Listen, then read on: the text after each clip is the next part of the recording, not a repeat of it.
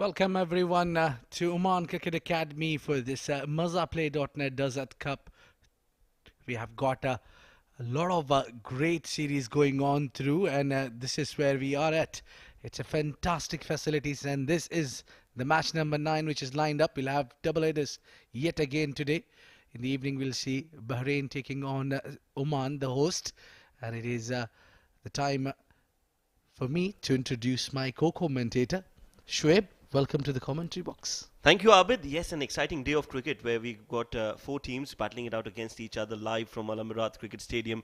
Match number 9, that is where the focus is right now. Canada taking on Saudi Arabia. Saudi Arabia have lost all their games and are yet to open their account, while Canada will want to cement their position in the top 2. 2 games lined up, as we mentioned. Match number 9 is Canada versus Saudi, and match number 10 is going to be the home team Oman taking on Bahrain, who have looked absolutely wonderful and played some great cricket in this tournament. Well, indeed, it's a wonderful ground and wonderful facilities for this exciting tournament that is being held at Amirat Cricket Stadium in Oman. So now we are all set. First, we'll go with Mikhail Usmani, who's out there at the center for the pitch report. Give his points.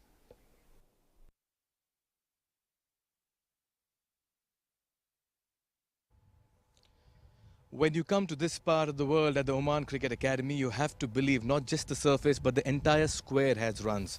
There's value for runs out here, and every player, every batter who comes out to bat, if he gets his eye in and spends some time, he can go out there and set himself up for a very big score.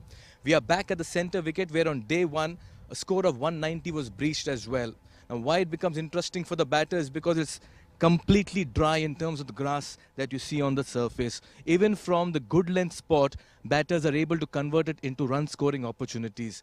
Nevertheless, most of the time, initially when you take a look at the captains going into toss, they want to bowl first, simply because sometime later they feel the surface gets even better to chase on and it gets even more flatter. I'll not be surprised if the captain winning once again decides to bowl first, so that he has an idea of the target and asks his batters to chase it accordingly.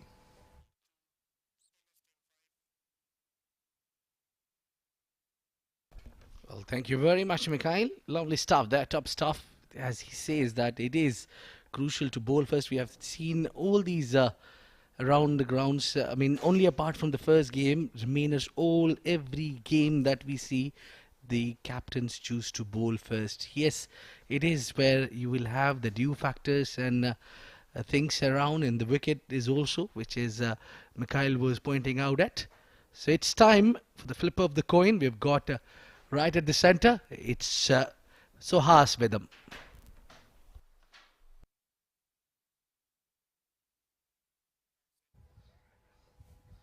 Toss time at the beautiful Oman Cricket Academy. We have Canada take on Saudi Arabia today. The captains have arrived in the middle. For Canada, it's Saad bin Zafar, and the captain of Saudi Arabia is Abdul Wahid Abdul Ghaffar. Sandwiched between them is the match referee, Mr. Zaidi Jamil. The coin will go up now as Canada's captain will give it a spin.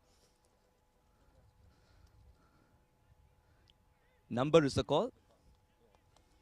And number it is. Abdul, what have you decided to do? We would like to bowl first.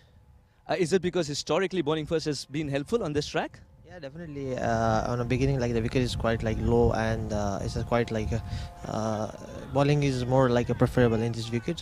So that's why we'll go for a ball first. You have to find your mojo. You have to find that first win. Any changes in the side?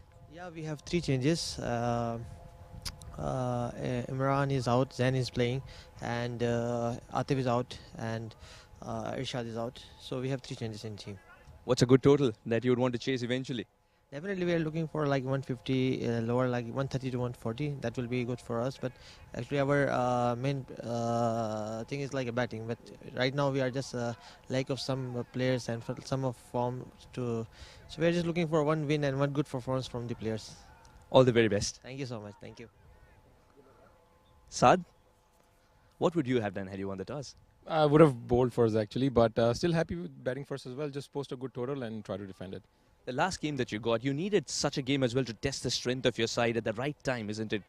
Definitely, with when you lose a game, you always point out areas of improvement, and then you try to get back to the winning ways. Also, we had a much-needed rest day yesterday, so boys are feeling fresh again, and we're ready to go back and hopefully back to the winning ways. Do you think this wicket will change? Maybe we have seen under the sun it stops a little bit, and then when the light comes on, it comes on to the bat a little nicely. But we still have to see how it behaves in the first session, the first power play. We'll see, and then try to set a target according to that. And finally, given the fact that you need that 20-run cushion, what do you think is a good target on this track? Yes, I think so. 170, 180 is what we're targeting. All the very best. Thank you very much. So the news from the centre is that Saudi Arabia have won the toss and they've decided to bowl first.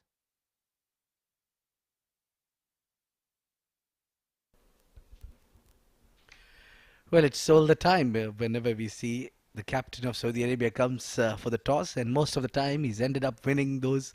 Out of his 5 encounters, he's won 4 toss. He's got some real good luck with the. Well, there you go. The sides for the 2 team.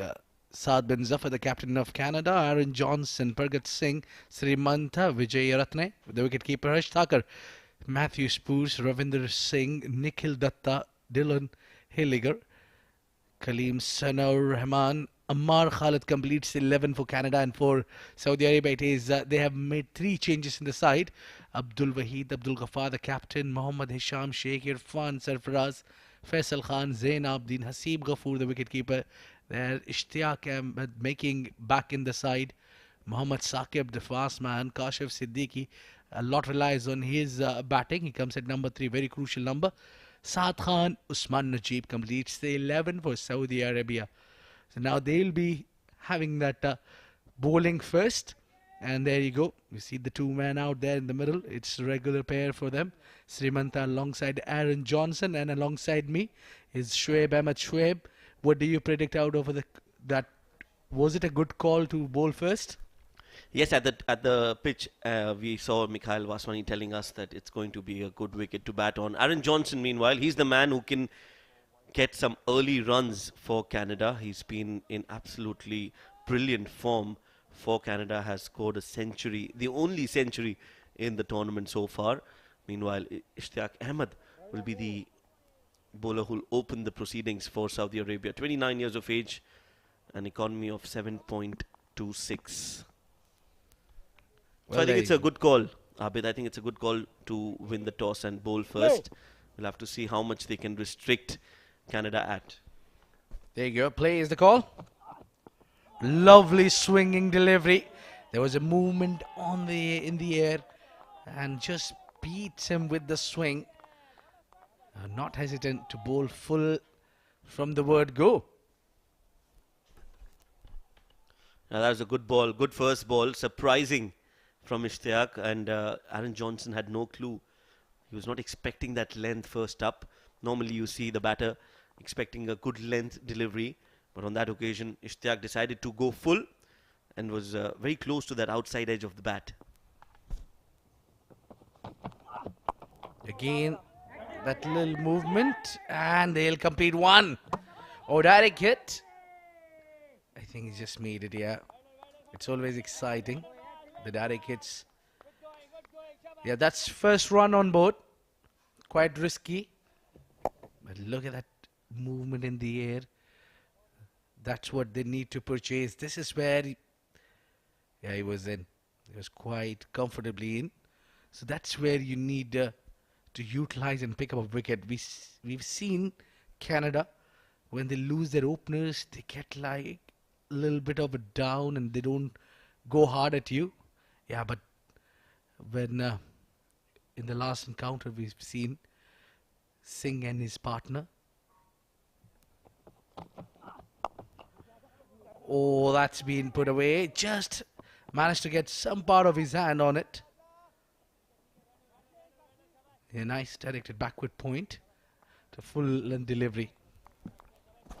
That was a full toss from Ishtiaq, and Srimanta on the very first ball decided to be a little cautious.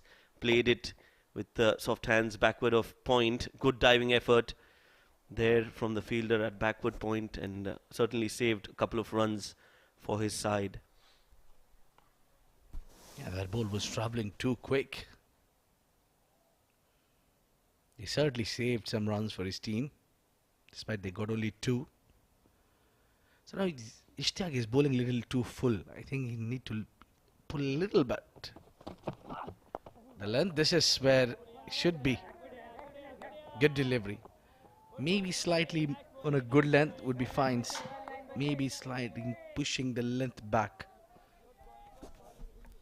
Yes, he started off with a full delivery and now he's slowly getting his length where it is supposed to be, you're right. With the moving ball, you don't want to be too short as well because you want to use that swing to your advantage. There is a slip in place, so you want that slip to be interested in every delivery. I think just around that length on the previous ball, if he can consistently bowl there, he might just get a wicket. Again, little full, but he's not finding that gap. Aaron Johnson. It's a bit of a risk involved there. And we don't see a lot of slow deliveries in the beginning, but what I think, if you're pitching those full, you have trapped and setting the batsman could be an idea. Just take that pace a little back and bowl it in front. Maybe mistiming towards the covers. Big shot. Oh, there was a run out also involved. Lots of drama here. Well, hitting him full toss onto the pads, and umpire has put down that appeal, and it's end of the over, number 1. It's 4 for none.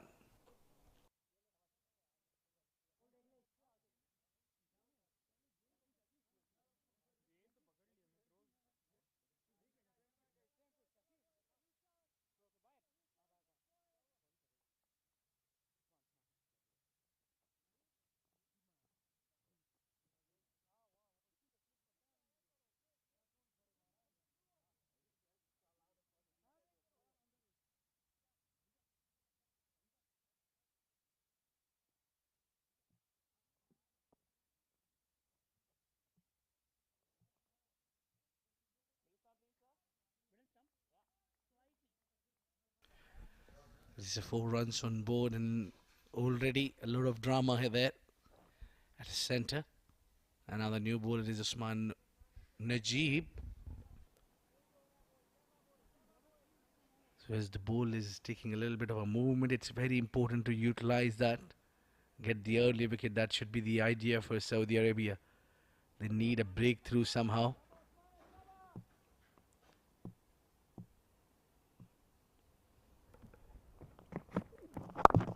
Back off the length. Yeah, that's what you need, a variety in that bowling. Let's have a look at that leg before wicket. Appeal that. That was a big shout there. The ball came in. And he was well ahead of his crease. Still hit him. And I also feel that the ball has came in the late movement. Is that what we've been talking about? He was getting some movement in the air. Oh, again, big shout. That is definitely going down the leg side.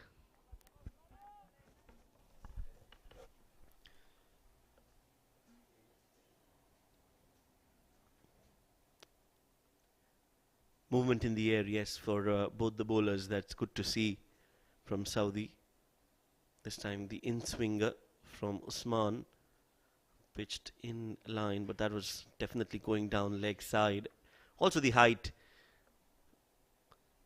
Srimanta Vijay Ratne on 3 of 4. It's been a good bowling performance so far. The 8 deliveries that we've seen, Saudi Arabia have kept Canada on the back foot. That's going down the leg. Will be called a wide.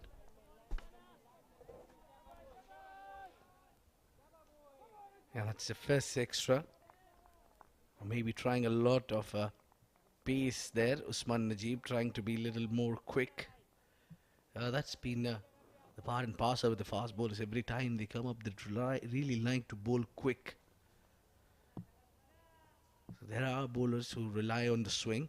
There are bowlers who rely on pace. Straight to the fielder.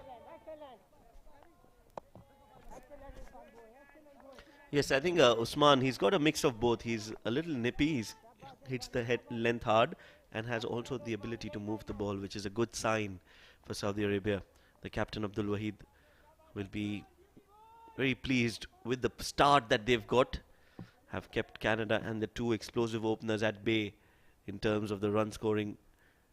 No boundaries yet from either of the two batters.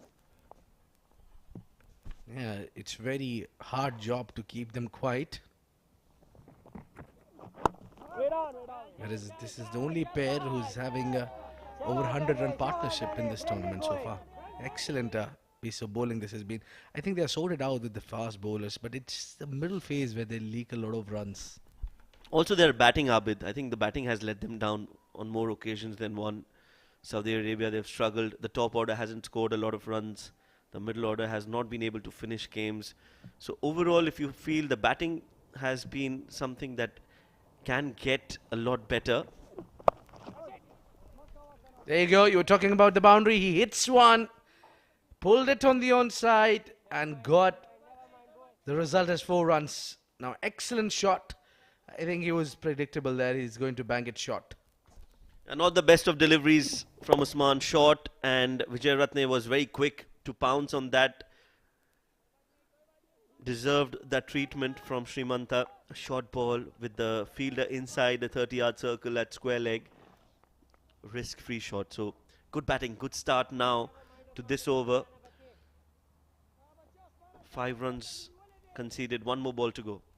It's just that one boundary eases the pressure, and then you feel everything is in control. It's just one boundary away from the first one is very crucial.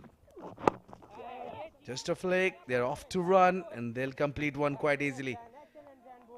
That's the end of the second over. It's 10 for none.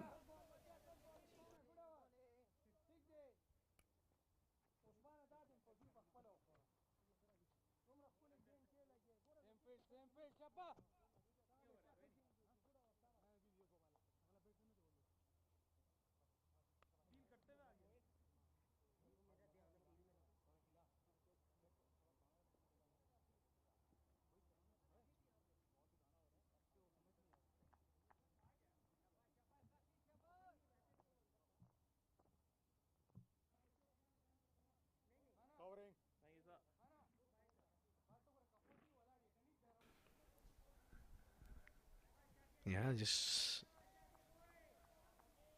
Ishtiaq will be bowling again. Relies on swing. He's getting some movement in the air as well. There you go. Great delivery. That was a peach of a delivery. It just somehow missed the off stick. Ishtiaq has bowled well. Again, that fuller delivery to start off. This time he goes with the in-swinger. So Ishtiaq, I think he's looked very promising in this game, especially. Has got the ability to move the ball both ways, and he's asking the right questions to Srimanta and Aaron Johnson. Yeah, bowling too full can be risky at times, but it's working here for Ishtiaq in Saudi Arabia. So as long as it's working, it should be okay. Oh, this time he missed it, bowled it on the onside. Probably they're hunting for the pads. Maybe they'll just sticking that to wicket line too early. And I think it's the right approach. Keeping it tight on the stumps. They're bowling with a plan a lot more consistent in terms of where they want to bowl compared to their previous games. And as we mentioned, if at the start of the tournament, this platform for associate nations and teams is such a great platform, great exposure for all these young players. You can see he's steaming in, getting it some serious pace on the delivery and some bounce and carry as well. Yeah, I'd like to see that one more time. Excellent swinging delivery. Now the ball swings both ways. Yeah, when you see when it goes to the keeper, it gets again shaping in. Excellent delivery from Ishtiaq.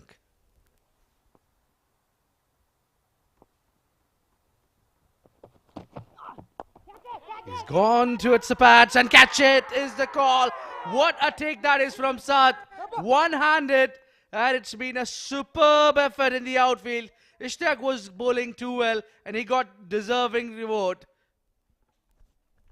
It's a wicket that was long due for Ishtiaq. He was keeping it tight, and as we mentioned, he deserved a wicket. And what a wicket to get. Aaron Johnson, another failure for him, 1 of 6. This time he flicks it and finds the fielder. Saad jumping. I think he jumped a little bit early and then just got his one hand onto it. Luckily, he grabbed that ball and an important wicket. And the first breakthrough for Saudi Arabia against Canada. Aaron Johnson walking back after scoring 1 of 6. And Canada are now 11 for 1.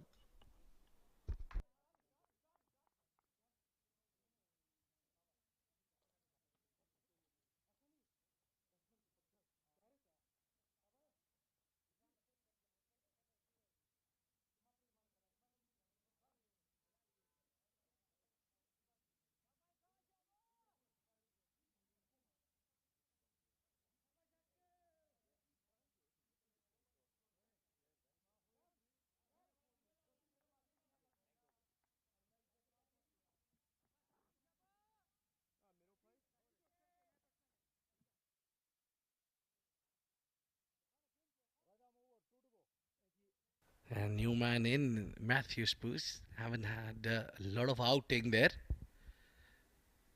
And that's what his average says, 44.8. Very handsome average. He's got 100 as well and a 50 in just 9 matches. A very talented batsman. Play off the mark immediately on a very first delivery. Glided towards the third. A little bit of a risk involved when you're playing away from the body, especially when you're new. Yes, they've got the early breakthrough as Matthew Spurs has come in to bat at number 3. He's off the mark with that single, but he'll have to play a long innings. Number 3 is always such a crucial position to be coming out to bat. A lot of responsibility, and you need to have the ability to adapt to different match situations. Matthew Spurs will have to play the long role here. Try and take the game deep along with Srimanta Vijayaratne, who will now have to take that role of Aaron Johnson and try to accelerate, especially in the power play overs. Onto the patch, onto the onside. He got a hand onto it. Was it a drop from Kashif Siddiqui? Well, lots of drama happening here at Oman Cricket Academy. It's Canada 13 for 1 at the end of 3.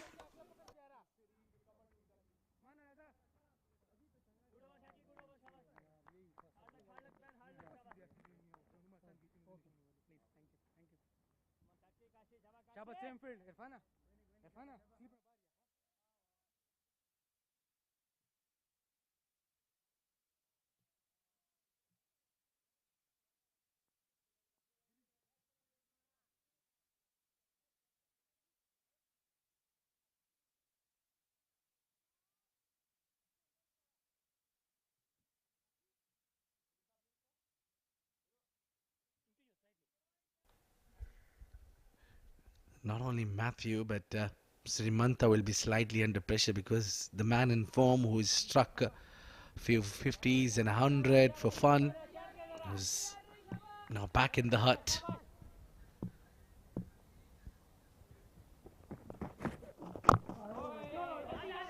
No run there.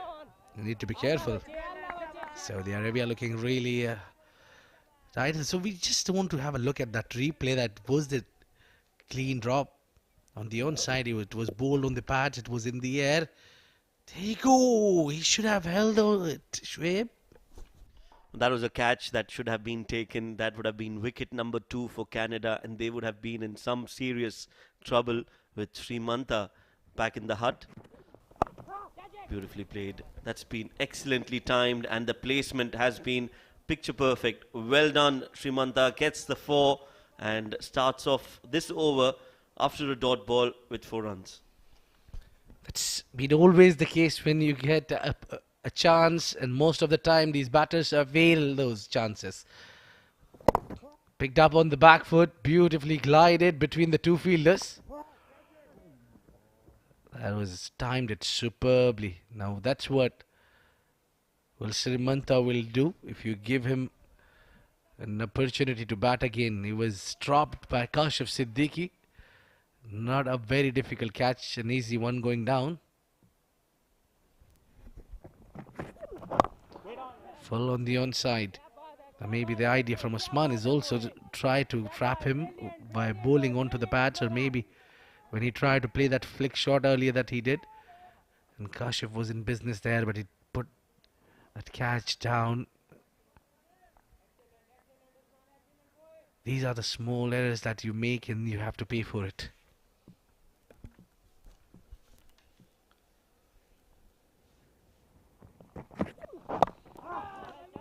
Full and straight. Yeah, the plan seems to be that. To bowl him on to the pads and invite him to play the own drive, maybe mistiming, will get him in the air. And the plan has always been to bowl on the stumps, and that is what has made Saudi Arabia restrict Canada to a score of 17 as of now. They've not given a lot of room and with not a lot of opportunity to free their arms, and have kept things really tight. Oh, that's big shout. It's out. It's given. And now Srimanta has to walk. Both the openers will be back in the hut. Well, it's a big wicket. And the plan was really on, as Shoaib mentioned. Wicket to wicket. And that did work here one more time. Yes, a big wicket. And again, celebration time for Saudi Arabia. That was beautifully bowled. Just the right length. And it was definitely going to crash the middle of the middle stump. So Srimanta Vijayaratne, 14 of 16, is now walking back. Canada are 17 for 2.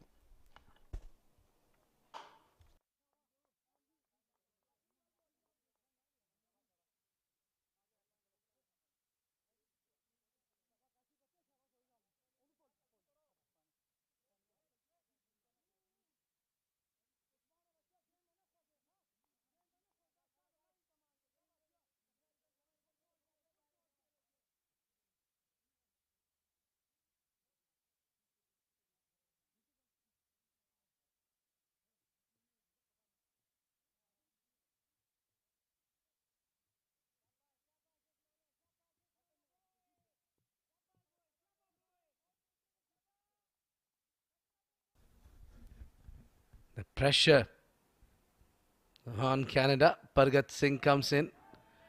He's got a very, very healthy average of 57. It's a great batter. We've seen him handling the pressure. Is something he's good at.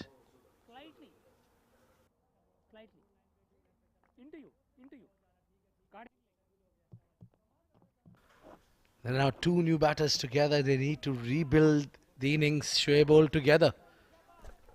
Yes, they'll have to start from scratch, and it's not going to be easy because Usman and Ishtiaq both are bowling well in pair. They're hunting in pair and have just really impressed one and all with their bowling so far. I see more of this now, where they'll try to play. And the power play really well. 17 for 2 at the end of 4, Canada.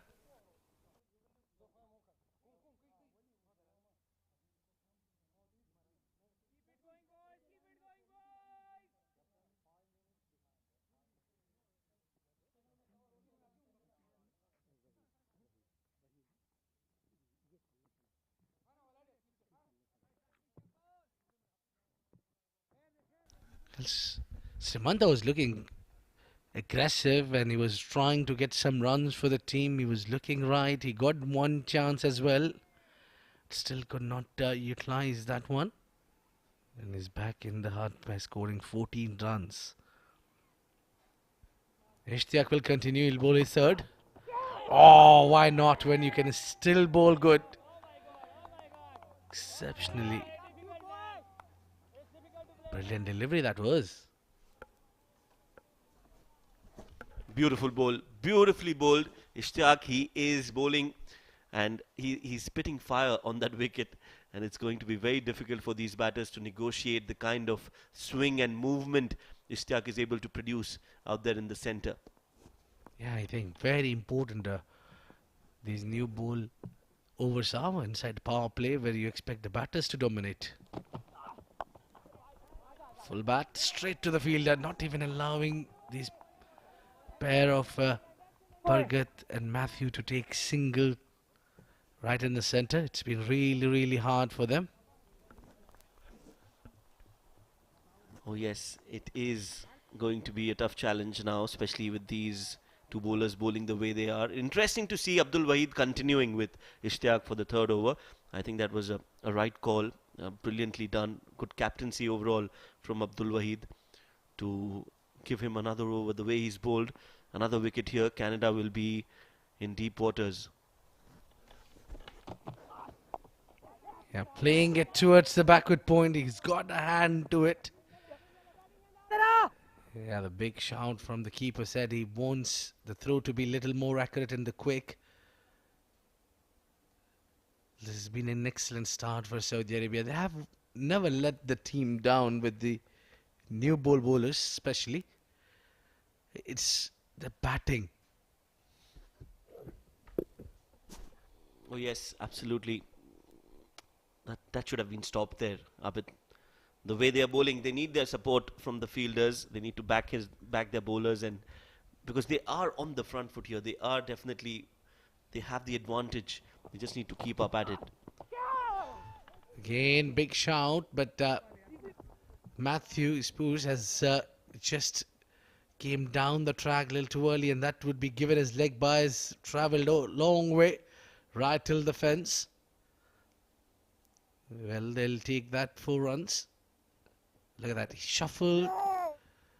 Maybe impact outside line, and also height could be because he's stepped a long way up. And more importantly, Canada gets 4 more runs. That movement in the air, this time the in-swinger from Ishtiaq. Just didn't pitch it in the right line, I feel. Had that been around the off stump, that would have been a very good delivery. Nevertheless, he's back again. This time it's outside off and will be called a wide. Yeah, very close to that line, and also batter did not shuffle, so that would be absolutely right to be called wide. So this has been impressive. Every game they've came on, they got just better and better. Yeah, the performance has definitely impressed one and all.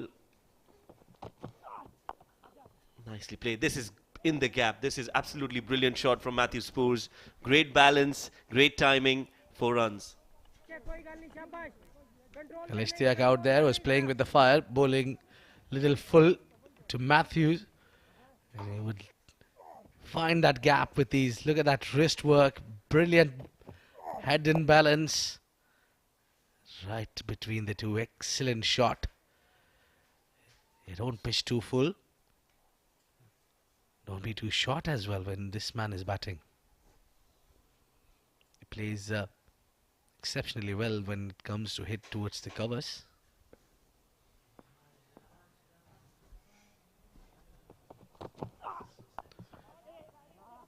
Quickly they're off to the single, and that's the way when you do that, you convert ones into twos. Good running between the two. 5 overs done. It's 30 for 2, and with that there'll be change in the voice. Taking you further, it's Suhas Vedam and Mikhail Uswani.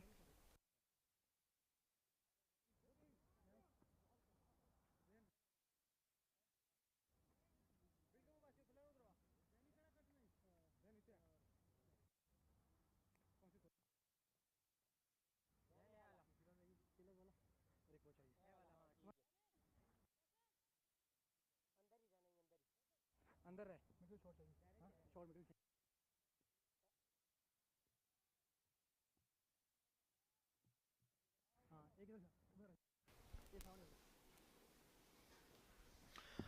Thank you, Abid. And what a start here for Saudi Arabia. Two big wickets. Srimanta and Aaron Johnson back in the dugout. Two new batters. Bhargat has looked good. Matthew Spoors has been short of runs. But Saudi Arabia, after winning the toss and electing to bowl first, have given a very good account of themselves. Zain Abidin will be bowling the 6th over, an economy of a little over 7.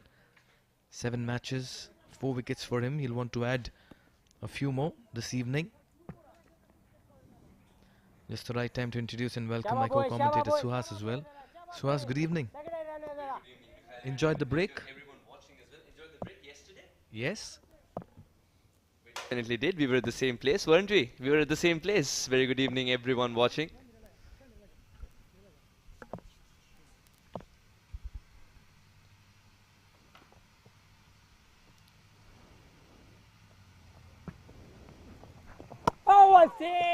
That one went with the arm. Brilliant boy, shabash. Now Bhargat Singh will have to be a little watchful over here. It's a very good delivery. It's a lack of turn as well. Now, Bhargat Singh would want to bat positively despite 2 wickets that have fallen. That's what we've seen before as well.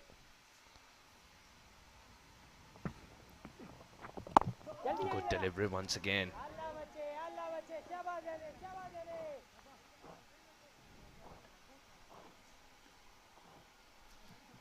Just a little bit of stutter for Canada after they lost out to Bahrain last evening. They looked so good in the tournament otherwise. They're losing a bit of momentum, to be honest. The first loss was something which would be called a learning curve. This one, they've got to bail themselves out of a difficult situation yet again. What's been an interesting approach for me is the fact that Canada, in the final over of the power play, having lost 2 wickets, are not attacking. They're not attacking. This wasn't the case the previous time. They had lost a couple of wickets, but they attacked in the 6th over. They also know the importance of winning against Saudi Arabia, because their next game will be against Oman, and that will be quite a contest. And all teams have made merry against Saudi Arabia, so you don't want to miss out on that opportunity. But it's also a team that's growing and learning in the process. It's not that they miss out on big moments of the game. They are in it, but it's the smaller factors which have caused the difference between a win and loss for Saudi Arabia. And I really believe if the collapses can reduce, Saudi Arabia would be able to give you a good fight indeed. You want to see a closer game, don't you? It's a good delivery. Once again, Zain's been excellent. This 30-year-old is growing strength to strength. He's learning with every game he plays. Credit to the coach as well.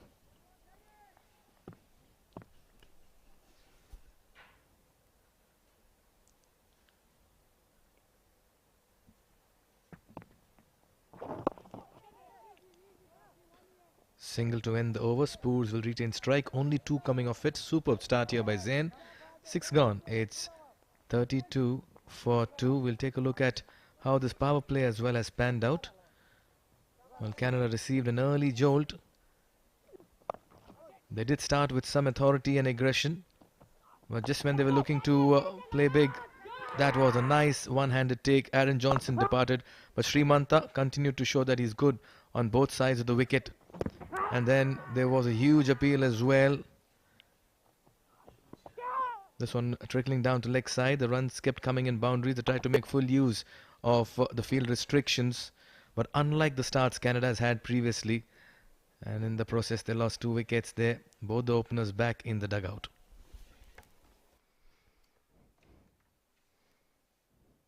I love the way how all the teams have been very quick learners. They understand their opposition, they work their tactics accordingly, and boy have they executed. Now Canada, which initially was steamrolling opponents, then had to get a close fight to pick up a win, and now you look at it, you see how well Saudi Arabia have done their homework. We'll keep it to a dot ball. Faisal Khan, he's a terrific fielder. He's taken 1 catch, of course, and put one down as well, infamously. But the fact that he's been short of runs has been hurting Saudi Arabia. Boy, is he a flamboyant cricketer once he gets going. Very sharp in the field. We saw him take a catch of Kashyap Kumar Prajapati at point the other evening. That was travelling. It's in front of the wicket as a batter. He's missed out. Hisham introduced into the 7th.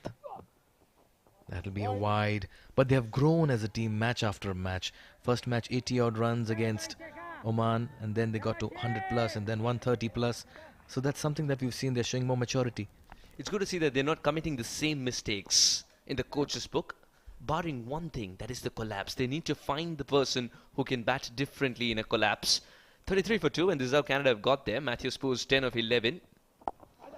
Everybody else in single digits. Spoors can do one thing very well. He can hold one end, and that's why his role as a mainstay comes in very handy. And that's what even Saudi need, as you mentioned. They have to arrest that situation. And their top order as well, Suhas. It's somehow not been able to give them the starts. So true. We were talking about Faisal Khan's failure up top. Now, if he can turn it around, it's a different story altogether. You see how Bahrain looked a completely different side once the captain started to fire up top. It's a very good slower delivery from Hisham. He's developed this slower delivery back of the hand of late. So much so that he's confident enough to use it at the international level. Its efficacy cannot be questioned at the other levels, of course, but that's how you grow, isn't it? You try out, much like a comedian, he tries out jokes in smaller circles before he goes for the stand-up show. I like the reference there. Great parallels being joined. But yeah, that's a good point you made about Sarfaraz Ali. Again, a slow delivery, tentative in that push. Batters like Sarfaraz and Faisal are expected to do that, to go out there and just make full use of the 6 overs. It's only when they don't perform is when the team also feels that early jolt. Oh, spot on. And Mikhail, you've seen time and again, you've covered so much cricket, especially in Oman Cricket Academy, that it is important to get a good start after a point of time. Especially when the games come thick and fast like this, you can get found out otherwise as a team if you don't get a good start. And that is exactly why Canada were insured in a sense. Aaron Johnson was in tremendous touch. It didn't look like he was on a debut tour. Oh yes, and the problems have started ever since Johnson has been departing early. They lost that game against Bahrain because Johnson departed without scoring. Today as well, you can see them in the first 6 overs being a little tentative. Driven. There's protection in the deep, single towards long off. Happy taking singles at the moment, Canada. They want to build. 7 gone, it's 36 for 2.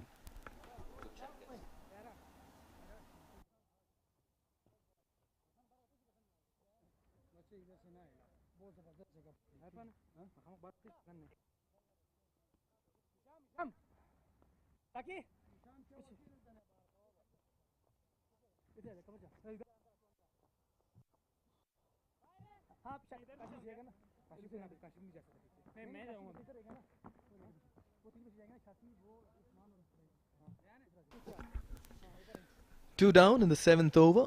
Canada are looking to rebuild a team that has looked very impressive in the first 3 games, missed out against Bahrain in the 4th.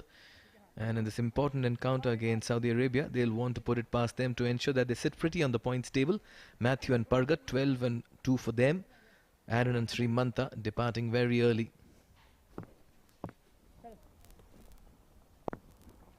Spoos is allowed to take his time if that's what he wants to be as well from one end, the anchor.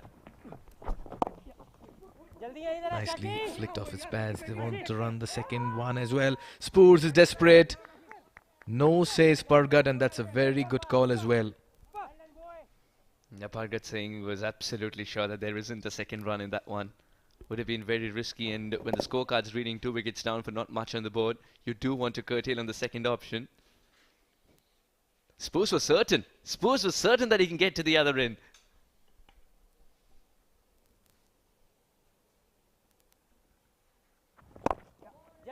Nicely bowled and very nicely played as well.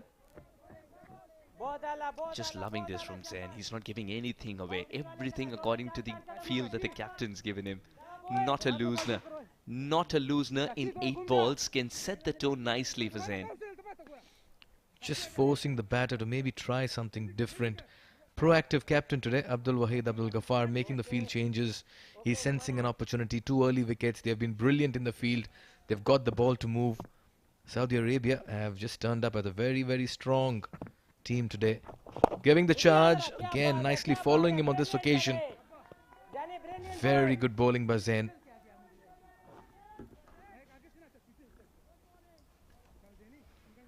Two of the first three.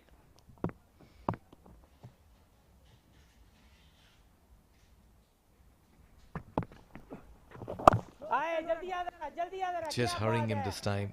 Just like the way he's using his mind. Question for you, Mikhail.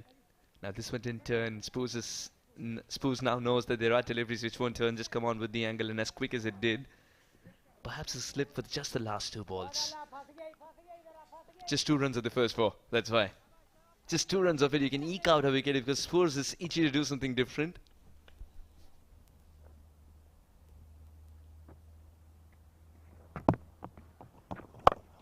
He's picked that from outside off. And he'll be aware that he's missed out of a scoring opportunity. First cross-batted stroke in 18 deliveries for Spoos. Top over again, only 2 coming off the first 5.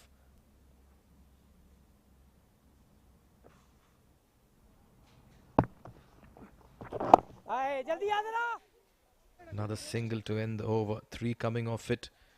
Spoors will retain strike. 8 gone, it's 39 for 2.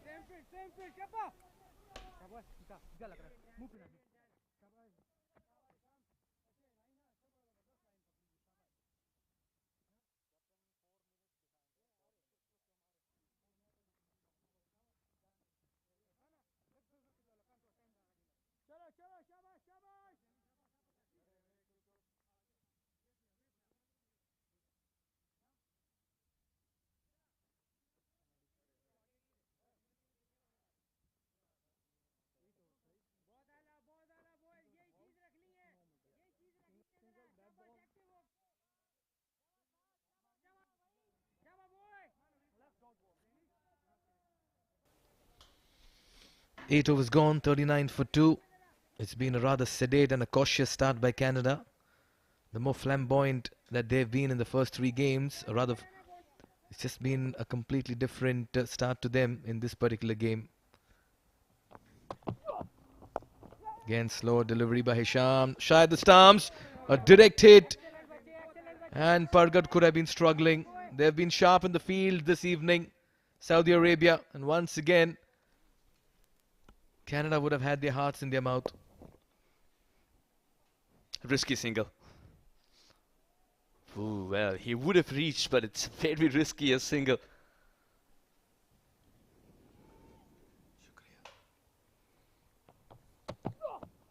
Good delivery.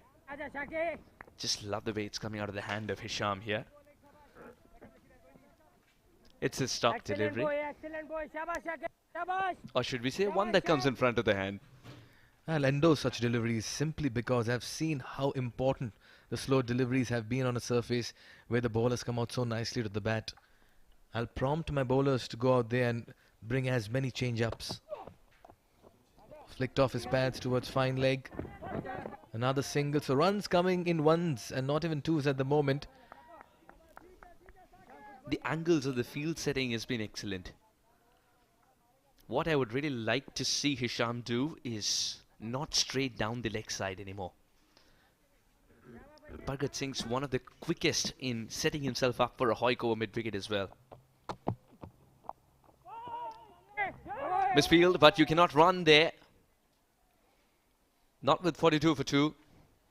Again, Canada, if they've learned from the previous game, they need to serve a situation for someone like Ravinder Pal Singh to come towards the end and provide that blitzkrieg to take this team through to 150 plus. He did that once. Pargat did that in the last game, helped Ravinder Pal Singh when he came in with a nice innings. Takes an edge over gully. That will be 4, a much needed 4 for them. This boundary will just help their nerves and ease the pressure as well. Pargat's got 1 year on commentary, it seems. He's gone for it. He had to do something different. Runs have not come by, all of them in singles or nothing. Not very convincing, but the result is likable. It's one of those shots where you don't mind as a player playing early on in the innings, but it's not going to unsettle you either. What's this going to be? From the front of the hand or back of the hand? Front of the hand, and it works. He's chopped it on. Hisham's roar suggests that it's a planned wicket indeed. He's waiting and waiting for Hisham to play, or Chuparga to play a cross-batted stroke. What a wicket. What a wicket indeed. Take a bow, Hisham.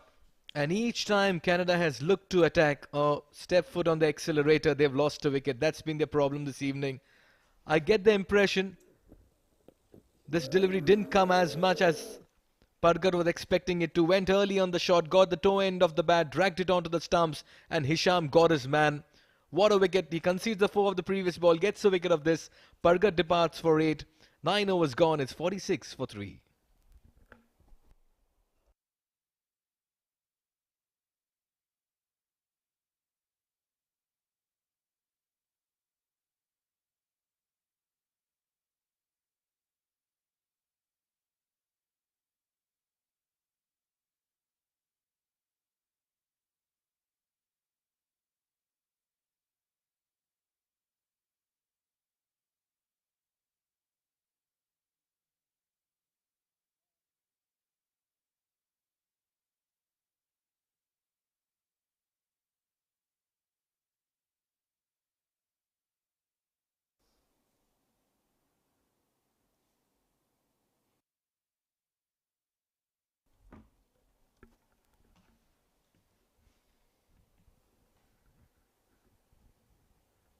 Work to do for Canada. Zain to continue. Too close to cut. Not the length to cut at all. Take a look at this wicket once again. Just came slow at him. Was early on the shot. Dragged it back onto the stumps. And Hisham has been rewarded for his consistency. Time and again he's been the partnership breaker in the series for Saudi Arabia. The captain trusted him with the 9th over, and boy did he deliver. Even that boundary was a little unconvincing. But to make a comeback after giving away a boundary so frustratingly skidding past. I think Hisham's done well to hold his nerve. Usman will be seen in action again towards the death as well. Very handy cricketer. Now, of course, working on the Yorker that tails back in. Best of 28 here for Harsh Thakkar. Strike rate of 175. He likes to attack, likes to dominate.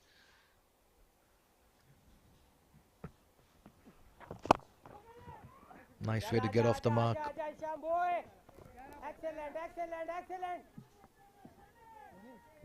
With some cricketers, you want to see how they mold themselves to the T20 format.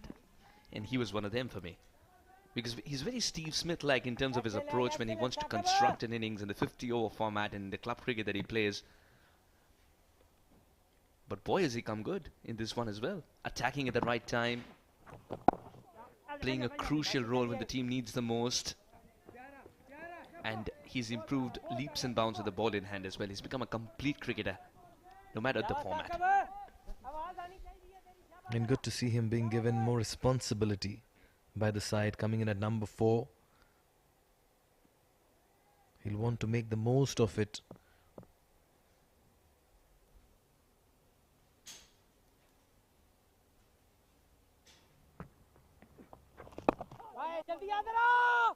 Another quick single towards mid-wicket.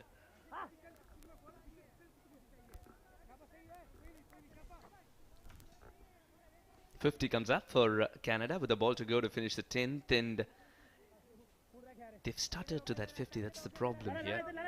Because Canada are very used to seeing 50 come up in 5th over perhaps, because Aaron Johnson just using this bat like a magic wand, conjuring runs on either side of the wicket. Today that's not the case, and suddenly when you miss your magician,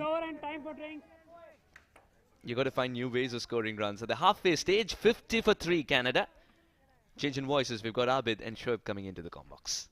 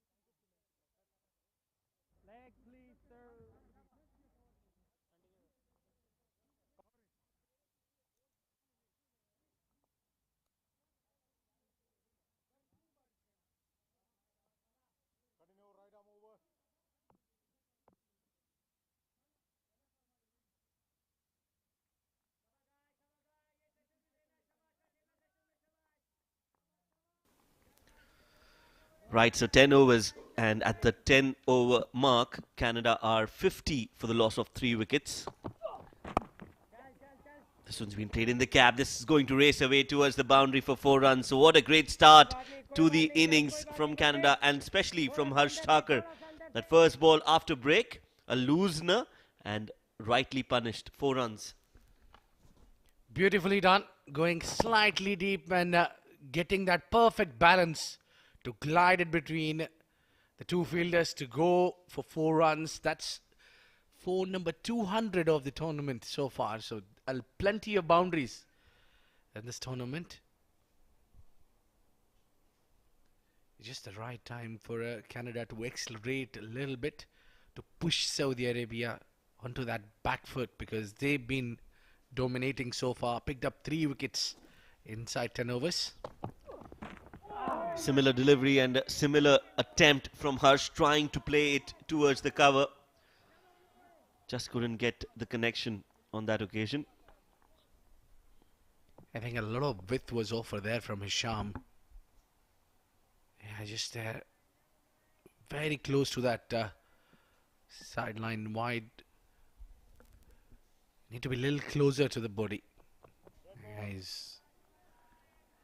That happens when a lot of things run on your mind before you release the ball. It's always good when you don't feel 100%, pull yourself back. That's much better. Fuller and closer to the off stump has been drilled straight down the ground for a single. Matthew Spoors now will be on strike. How important is his role, Abid, in this game? He's not been amongst the runs, but today Can he bring Canada to a decent total? Well, he's a very crucial member of Team Canada. Despite the failures, they gave him that very important position in the team, batting at number 3, anchoring the inning. His role is, and he's doing so, and he's done that over the years as well. And now look at that, he's been a slow here, but that's because the wickets has been loose and from the other end. 3 wickets are down. He'll take his time, but you'll see him playing well. I'm just happy to take singles at the moment. Both these batters, Harsh and Matthew Spoors, they got a 4 on the first ball, and since then they've batted positively. Even if they take singles right now, it won't be too bad an idea. Well, football on just on the outskirts of the ground. A pre-warm-up for the World Cup. Nicely flicked off the pads this time, and they'll take a single. Excellent boy, excellent boy. And we are maybe one day away. It's 11 gone. 58 for 3.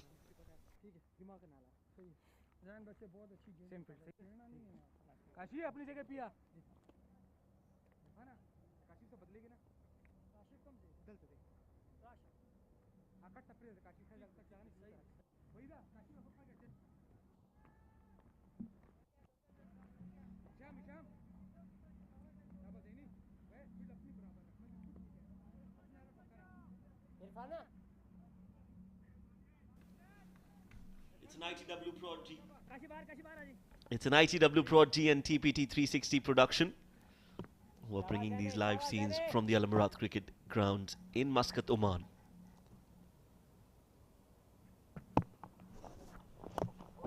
Zain has been introduced. He'll be bowling his 4th over. First ball flighted, gets the under edge, and they take 2 runs comfortably in the end. Now the spinner has a role that I feel when you get the spinners in, and you see the opponent's wickets are down, you need to flight the deliveries. There are different tactics used by all the spinners across the world, but what I feel is when you take in some wickets and you want to take more, flight the ball in the air, mix it up. That would be an option there. And flighting, tossing it up in the air is always special from the spinner, especially when it is the middle phase of the game.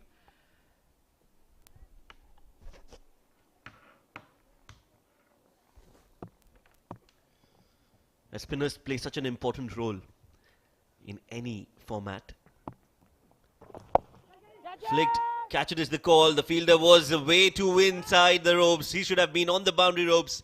Ishtiaq has on that occasion just misjudged the ball, and in the process Matthew Spoors gets a boundary, a much needed boundary for him and for Canada.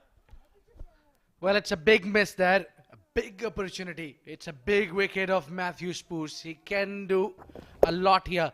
Look at that. He just kept on running forward, and the ball was just where he had to be. He hardly had to make any movement if he would have placed himself where he was.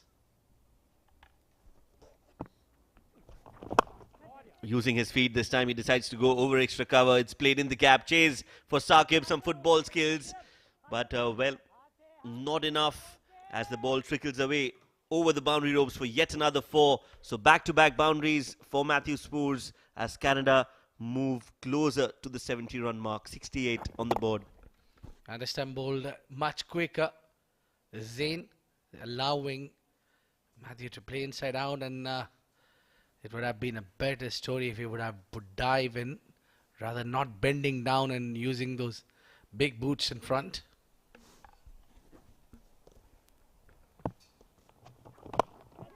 Catch it is the call again. Some use of feet from Matthew Spoors. This one is also played in the gap. They will take 2 comfortably.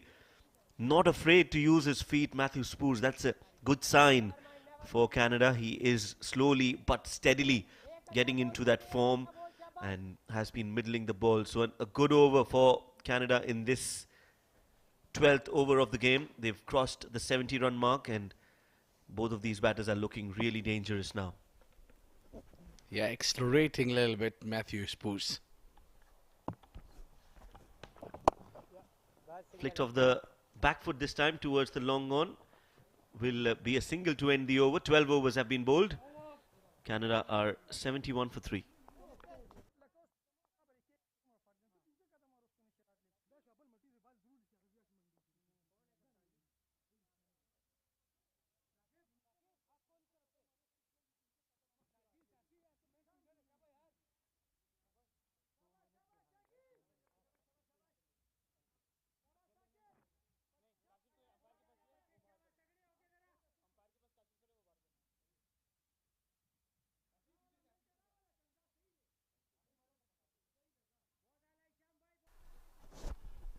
Well, those are our broadcast and streaming partners across the globe. Sports Eye, Fan Code, Atrangi, Ullu, Ultra, Willow, Geo Super and Geo. Of course, it's ITW Prod G and TPT Production. A flick on the onside now from the first delivery of Hisham. Now these two are on a verge to complete their quota. Zain just finished his 4 overs. And Hisham has been the one who picked up a wicket so far. In this middle overs, the very important phase of the game. This will decide the final total if they're able, Saudi Arabia, to pick up a wicket at the back of the hand. Good change of pace. Fuller delivery from Hisham has been smacked straight down the ground.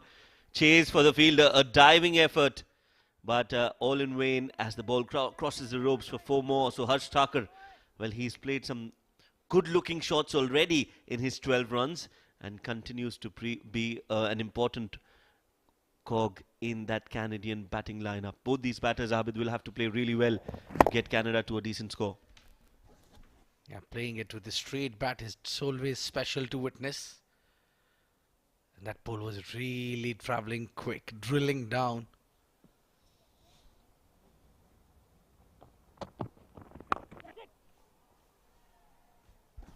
That's gone high up in the air and will go the distance. What a great looking shot. If the previous shot was a good shot, this one is even better. One up from Thakur, takes the aerial route and deposits it over a long on for a big 6. Yeah, there you go, onto the pads and smacked it. Absolutely brilliant, playing a little across the line and picked up that slower one. And that ball traveled distance enough to get you the maximum result. Clean hitting, very clean. This time he goes towards extra cover. And another run added to the total. Yes, clean hitting. Harsh, when he hits, he really times the ball well. Great balance as well. Doesn't lose his shape a lot. So that is a special skill to have. Harsh Thakur, definitely a great all-rounder for Canada. It's very important to push your opponents back a bit there. With just a couple of hits, the pressure gets in swift to the other team. Now Saudi Arabia seems to be in a little bit of a pressure because of these past 2 overs where they took Zain and now Hisham for some carnage, 6s and a 4. Yes, they look a lot settled now, Canada, and their dugout. Got some important runs on the board. Good delivery, good length. A dot ball to end the over from Hisham. Another expensive over for Saudi as Canada, after 13, are now 84 for 3.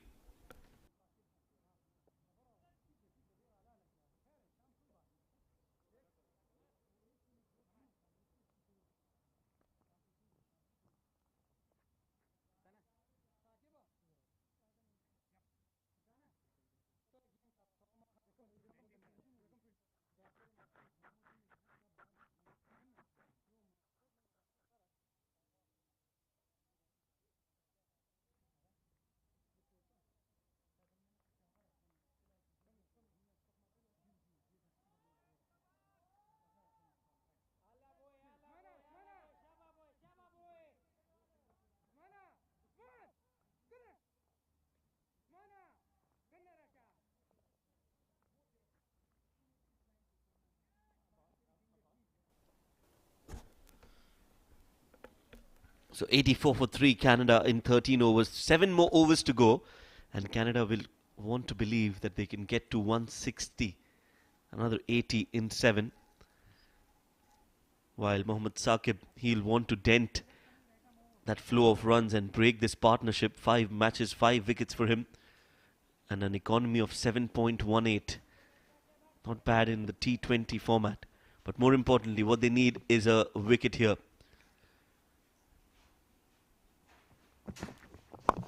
Starts off with a good ball outside off. Gets the under edge, inside edge of the bat in fact. Well, it's been a very good performance from Matthew Spoors, especially when he was down there. He was anchoring. It was Saudi Arabia who was all over, just dominating the batters. They took those early wickets as well. Well, it's a new role for Saqib coming at this phase of the game. We've seen him sharing new ball as well.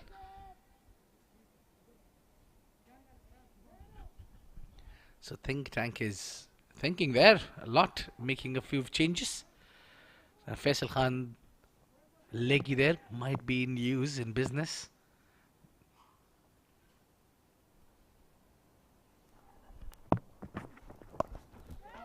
That's been played high up in the air towards the onside, and that's gone the distance. What a good looking shot this time from Matthew Spoors. Flicked it and flicked it to perfection. Yeah, tournament 100 sixes has been hit so far, and that one was special one. Where this time he shuffled across the wicket. There you go. He hardly had a look onto it. That travelled. Went to the distance.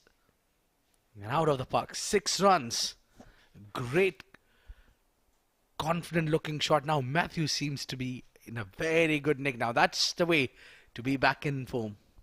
Yeah, he is looking dangerous. We said that earlier as well when he was middling the ball. You know from where the ball meets the bat whether you're in form or not. This one is a misfield from the keeper, Hasib. But no damage done. So the moment you start middling the ball, Abid, you get that feeling that you are in form. You're hitting the right areas of the bat and also finding gaps. And Matthew Spoors is just doing that right now. Yes, it's runner ball, but he can change that pretty quickly with a few big hits for Canada. Well, at one juncture, he was well behind his goals that he played. And now he's ahead of the deliveries that he played. Now, simply as that, it's few hits. This time, hits it on the onside. So just that about how you plan your inning. And how he seems to be on a verge. All of a sudden, he's on a 42 or 40 deliveries. Well, it just all happened in previous 3 overs. Matthew was playing really slow when he came down to the track and to bat because 3 wickets were down. And he also needed some time. Now, this partnership of 45, in no time, just 29 deliveries. Another big hit, catches is the call. But it's only going to cross over the ropes. And what do we see there? I think it was Hisham who just lost sight of the ball and did not even try to go for it. A 6 to end the over. 14 overs have been bowled. 97 for 3 is the score.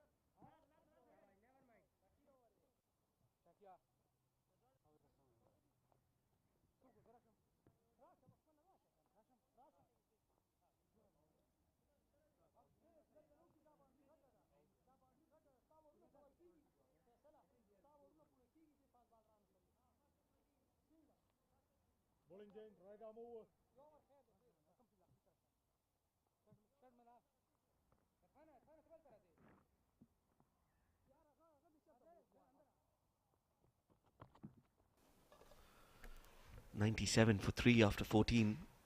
6 more overs to go. Abid Ibrahim, wear your predictor hat and tell us what is Canada going to score at the end of the 20th.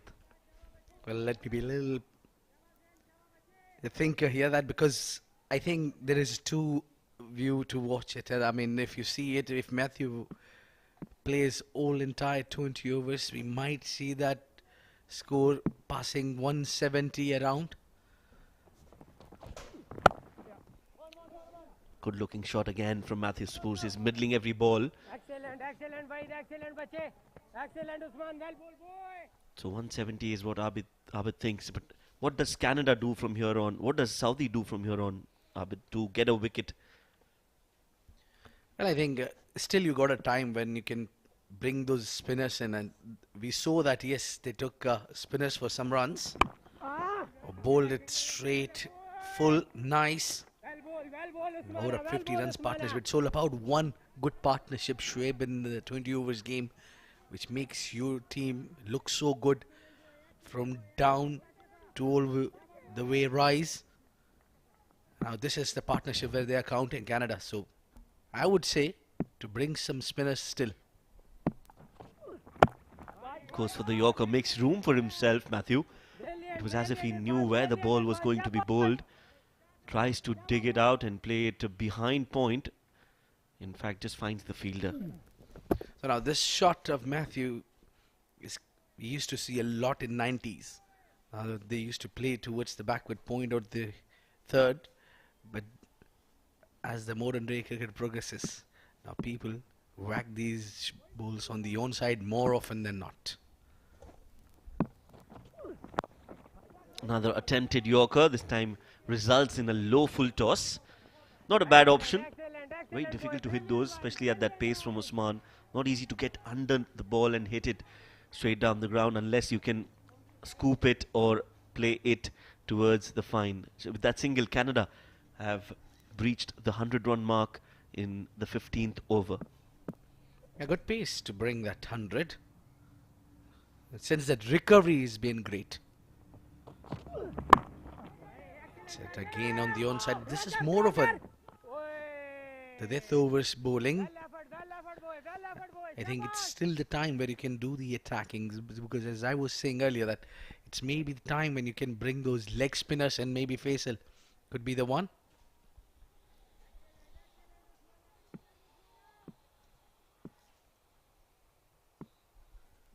Yes, I think what Usman is trying to do is restrict the flow of runs.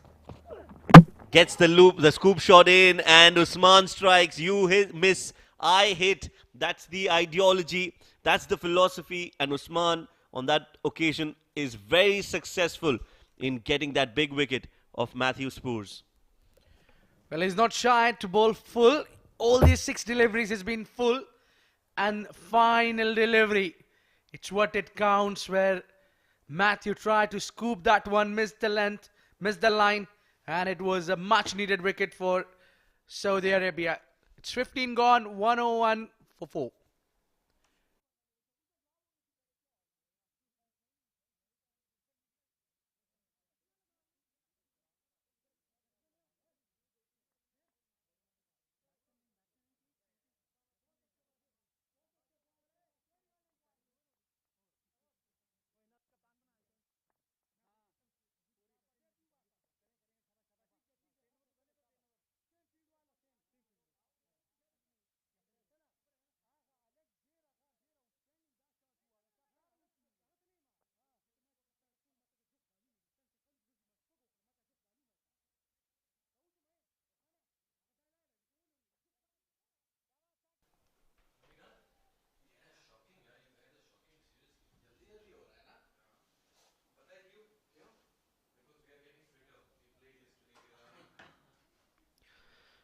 "15 overs, 101 for 4 is the score, as there's a new batter joining Harsh Thakur. It's Ravinder Pal Singh. Meanwhile, there's going to be a new pair in the comb box as well. It's going to be Mikhail Vaswani and Vedam Suhas.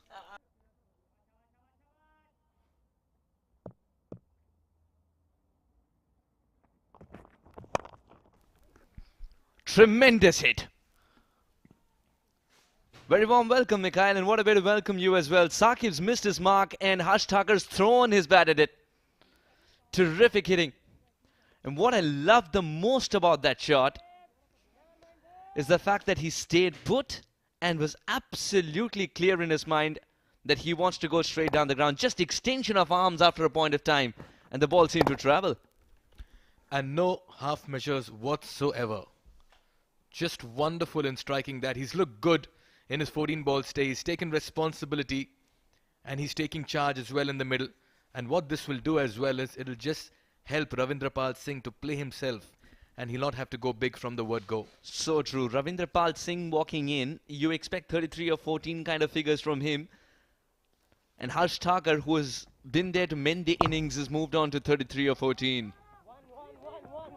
Make it 34 with that single. Harsh Thakur knows an early on 6 in the over would set the tone nicely for the entire over. Ravindrapal Singh under less pressure to get going here.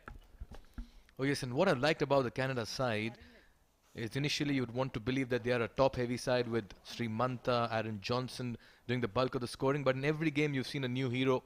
Pargat in the last game got 60-odd runs. Ravindra played a cameo of 40-odd. And now you get to see Harsh as well. A best of 101 there for Ravindrapal Singh. Strike rate of close to 150. He's been there, done that for Canada. And they'll need his presence for the next 28 deliveries.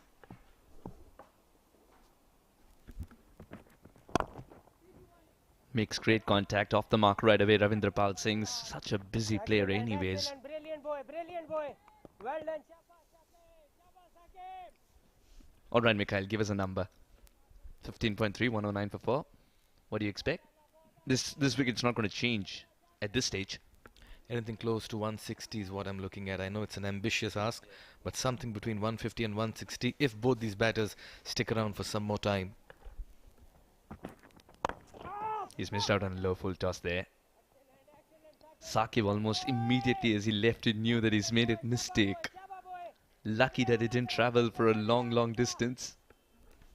Just trying to overhit that one, trying too hard, Harsh Thakur. Sometimes you just need to find that timing on the shot. Look at that, he put everything behind it and the bat turned in his hand, and that's why he too was livid with himself. That's an opportunity missed for sure. He loves to go through that region mid-wicket. And this is how it's done, he says. Ravindrapal Singh has played a cross-batted stroke but hit straight down the ground. Well, that shows the kind of form he's in. He played an absolutely blazing innings in that last game. The last time he tried a cross-batted stroke, I remember the ball off its edge went for a 6 behind the keeper. And I think that's the only edge that Canada didn't complain in the previous game. What a terrific place.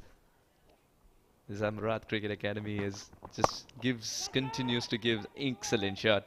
Had to carve it out. Doesn't make as much contact as you would have wanted to. Score moves on to 112. Before we could ask Mikhail to give us a hop at the end of 16, 112 for 4.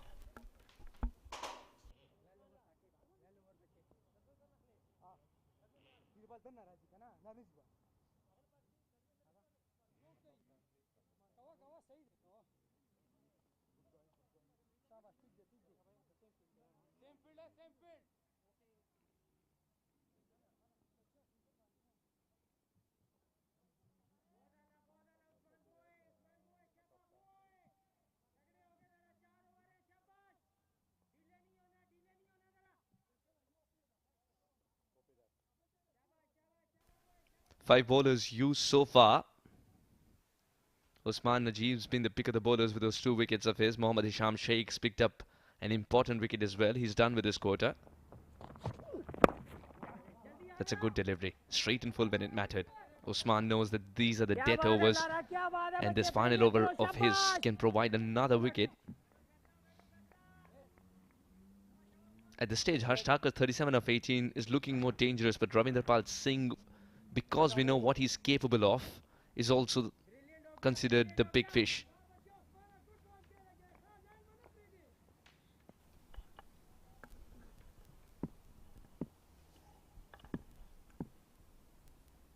Is he going to rely on that swinging Yorker again? Oh yes, that's one way to keep Ravindrapal quiet. I've been mighty impressed by Saudi Arabia's performance with the ball. And after a good start, they need to provide the finishing touches and ensure that they restrict Canada to something inside 130, 140. It'll be very difficult because we know they bat deep. And this man is looking very dangerous at the moment. You sense he's going for everything right now, Harsh Thakur. Again, not from the middle of the bat. This could be catching practice as well. Good catch. Good catch. No overrunning, no drama. Zain picks up a crucial catch. Usman with his third. Oh, he's having a field day, Usman. He's made that impact early on. And he's been amongst wickets this evening. It's delight for the Saudi Arabia players because they put up a very good account of themselves. Again, in no position. Just went with that fifth swivel. And a very nice catch by Zain to end Harsh Thakur's stay in the middle. He's out for 37 and 19. It's 114 for 5.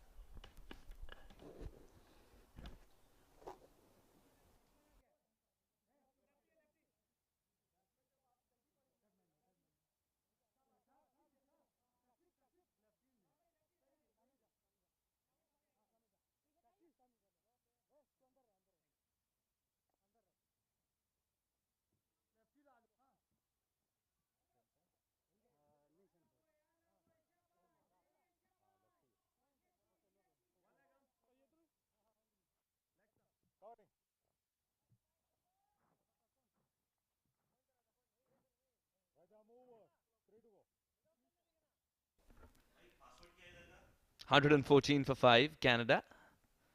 Captain Saad Zafar has walked out. Throwing a left-hander in the mix is always fun. But if it's going to be a guided missile once again from Usman, such a good Yorker, then that's another delivery which does not concern with a right-hander or a left-hander. If you can get it right. He does get it right. It's a Yorker machine here, Usman.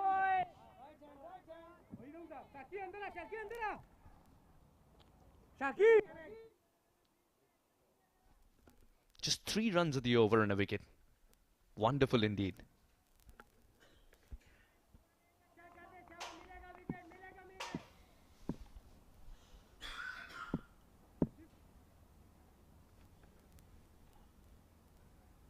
Bigger denominations required. Again a single. I think they've done their homework here. Usman is not both the best delivery, to be honest. But Ravindrapal Singh's options were also curtailed because that was a natural instinct that made him play that shot. And look exactly where the fielder Zain is placed. At least 7 to 8 yards away from where a deep backward square usually is. He'll have a role to play sometime later. Faisal Khan. He moves into point position for the left-handed Saad bin Zafar. Saad himself has gone a little quiet after the first game blitz, which got them victory against Bahrain. This should be taken just over. A couple of bounces will roll into the fence. Someone had to take the initiative. Only 4 runs had come off this over so far. A ball to go and 8 of it. Saad bin Zafar is feeling a bit easy. Can he get another one here? I think Ravindra Pal's discussing. Let's be tricky here. I think that was the last ball indeed. Yes, it was. 17 overs gone. 120 for 5.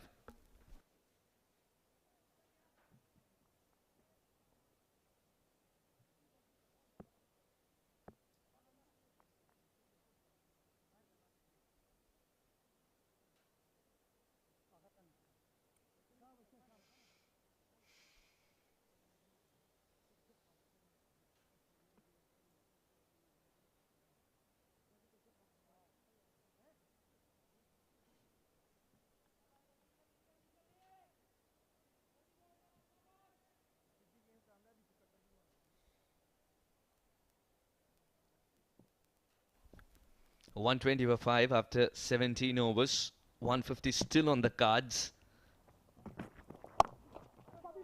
Back of the hand, slower delivery.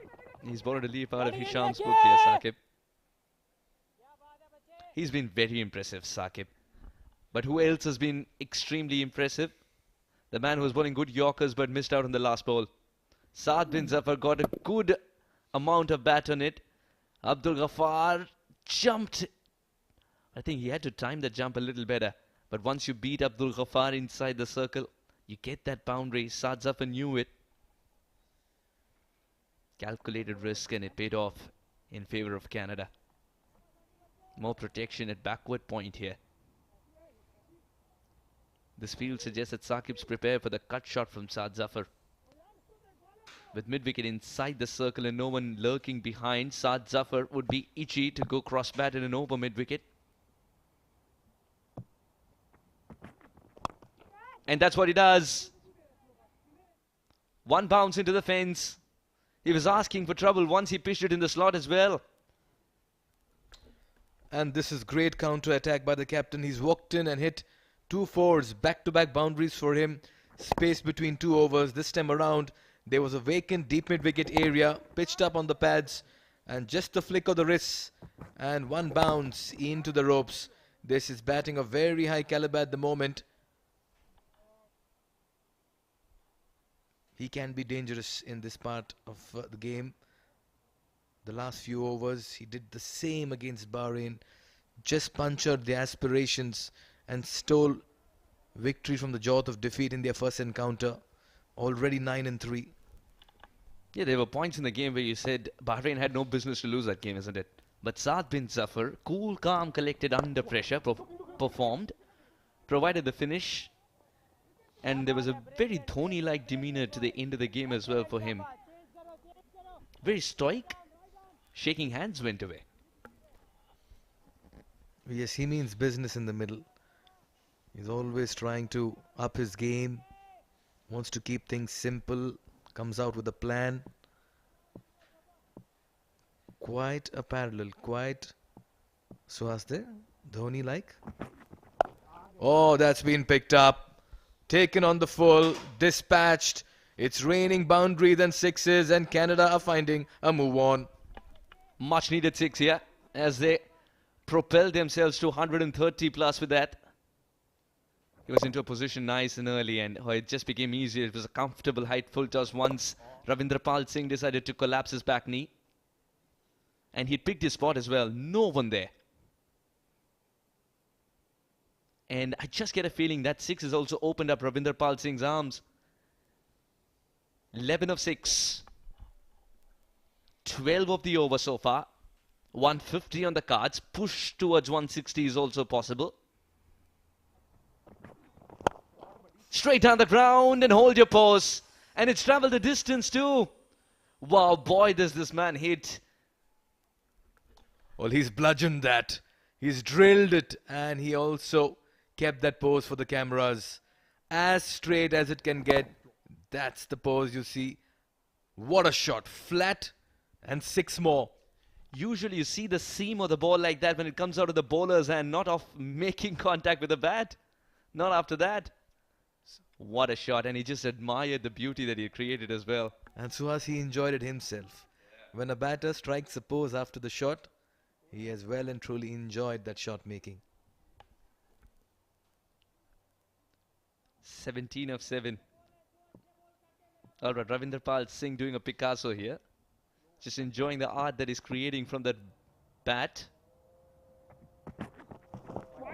Just went after it. Didn't have to.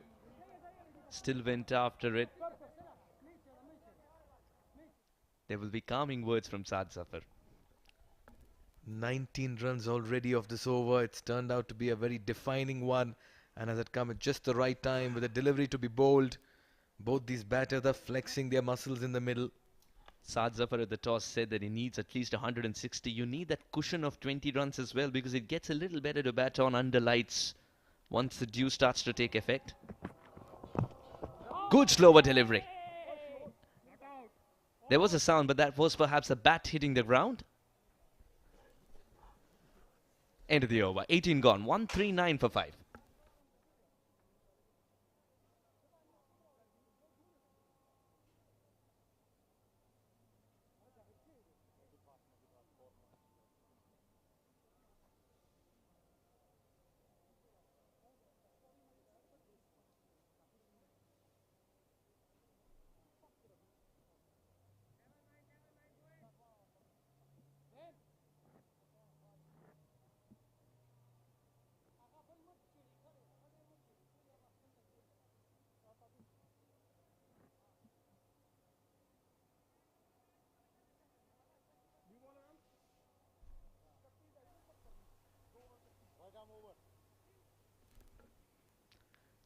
2 overs to go.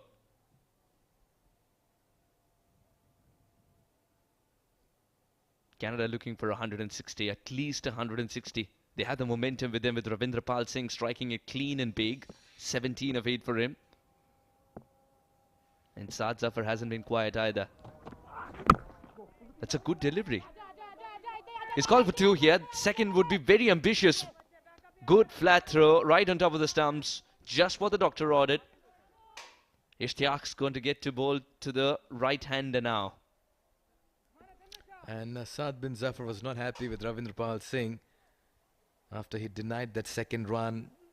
Zafar wanted strike, saying we had 2 in it. Ravindra Pal Singh is saying, I'm striking at over 200 at the moment. Let it be. So it's Saad Zafar, but if you look at Ishtiaq's deliveries, I still get a feeling Ravindra Pal Singh's got a better chance of going leg side-ish.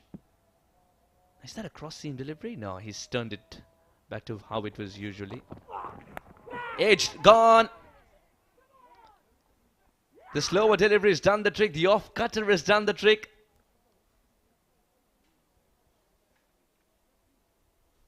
This has turned out to be a damn squig with Ravindra Pal Singh looking for a big shot on the leg side indeed.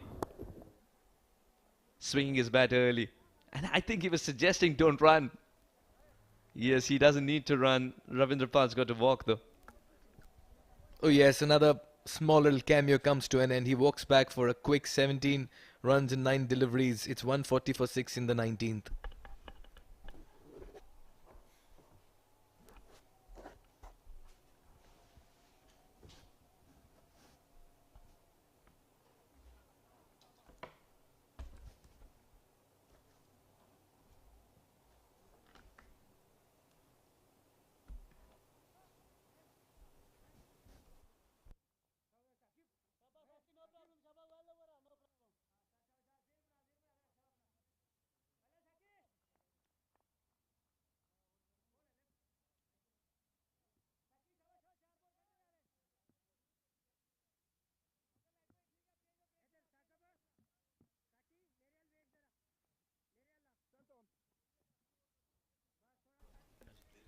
In walks Dylan, known as a prolific 6-hitter, making any ground in the world look minuscule. He's going to use those muscles to send this ball a long way.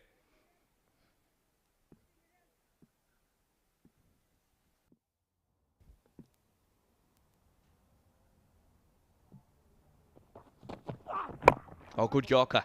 Your options are curtailed when you get such a good delivery first up. Dylan Hillinger with his big back lift was looking to send this ball sailing.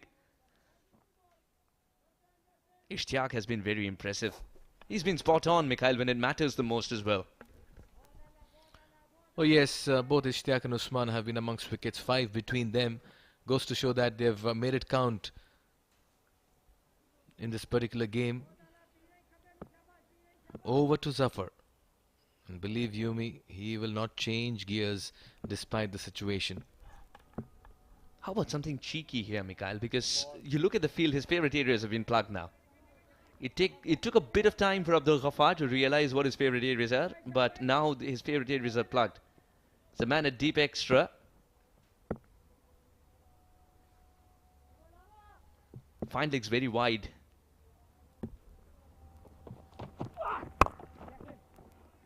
And that's one more option. Take your bottom hand off, steer the ball in the gap like that, get a boundary. Wasn't in the best of positions to play that shot, but had the presence of mind to know where the gaps are. That's what happens when you try to find that block hole delivery. This time it was misdirected. It was full, outside off. All he had to do was just flash his bat at it. And no fielder behind backward of point, sweeper cover, struggling to get there. And that's just not bowling to your field. He had everything plugged. Attempting a wide Yorker when there isn't a fielder there, Mikhail. That's why it did mention misdirected.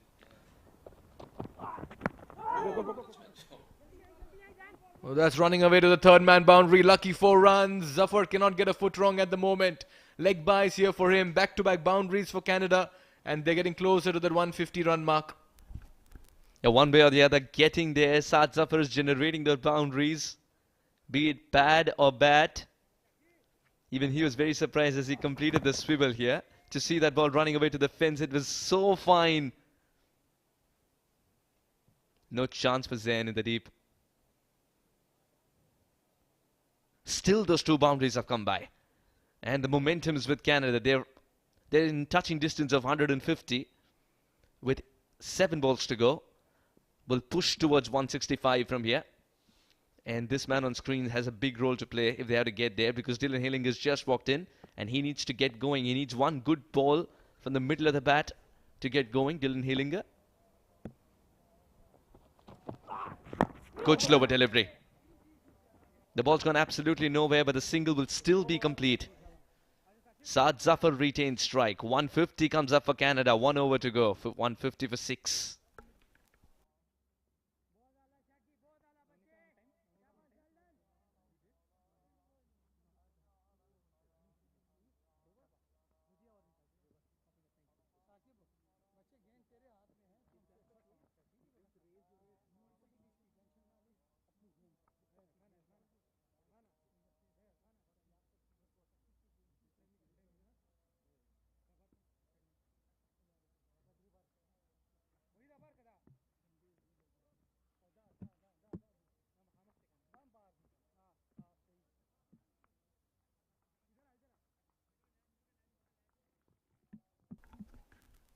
And over to go.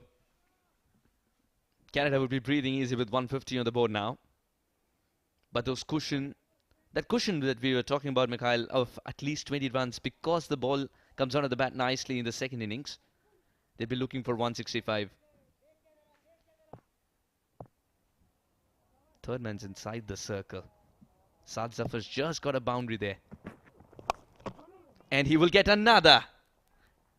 He'll throw his bat at it, and that's what they say when you're slashing, slash hard. And he's raised to 20 in 9. Zafar is just enjoying every moment out there, and he's living a charmed life as well. Just threw his bat at it. Just throwing his bat at it, and lucky 4 runs there. He's raised to 20 in 9.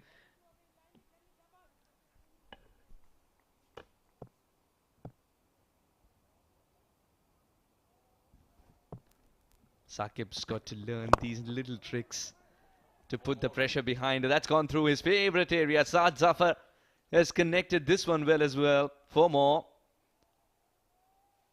What a good start for Canada in the final over. Saqib's learning it the hard way today. One day he's a hero. The other day 51 conceded without a wicket for him. 4 more to go. And what a comeback it is as well by Canada. They lost 2 early wickets. The middle order tried to fight hard. Somehow consolidated, and now the lower order led by their captain is surging them ahead in this total of theirs. I get a feeling that the 2 early wickets is what Canada needs to kick into the grit mode. Boy, have they bailed themselves out of the situation yet again. Back of the hand, slower delivery. He's got to stick with a single here and give it to Dylan Hillinger. Now Dylan's favourite area, straight down the ground. Let the ball disappear. Over mid-wicket, let the ball disappear. 9 runs of this over so far. Saqib's trying to keep it as low as possible. Perhaps under 14, he'd be happy here on. Canada 160 touched, Mikhail. What are they looking at now?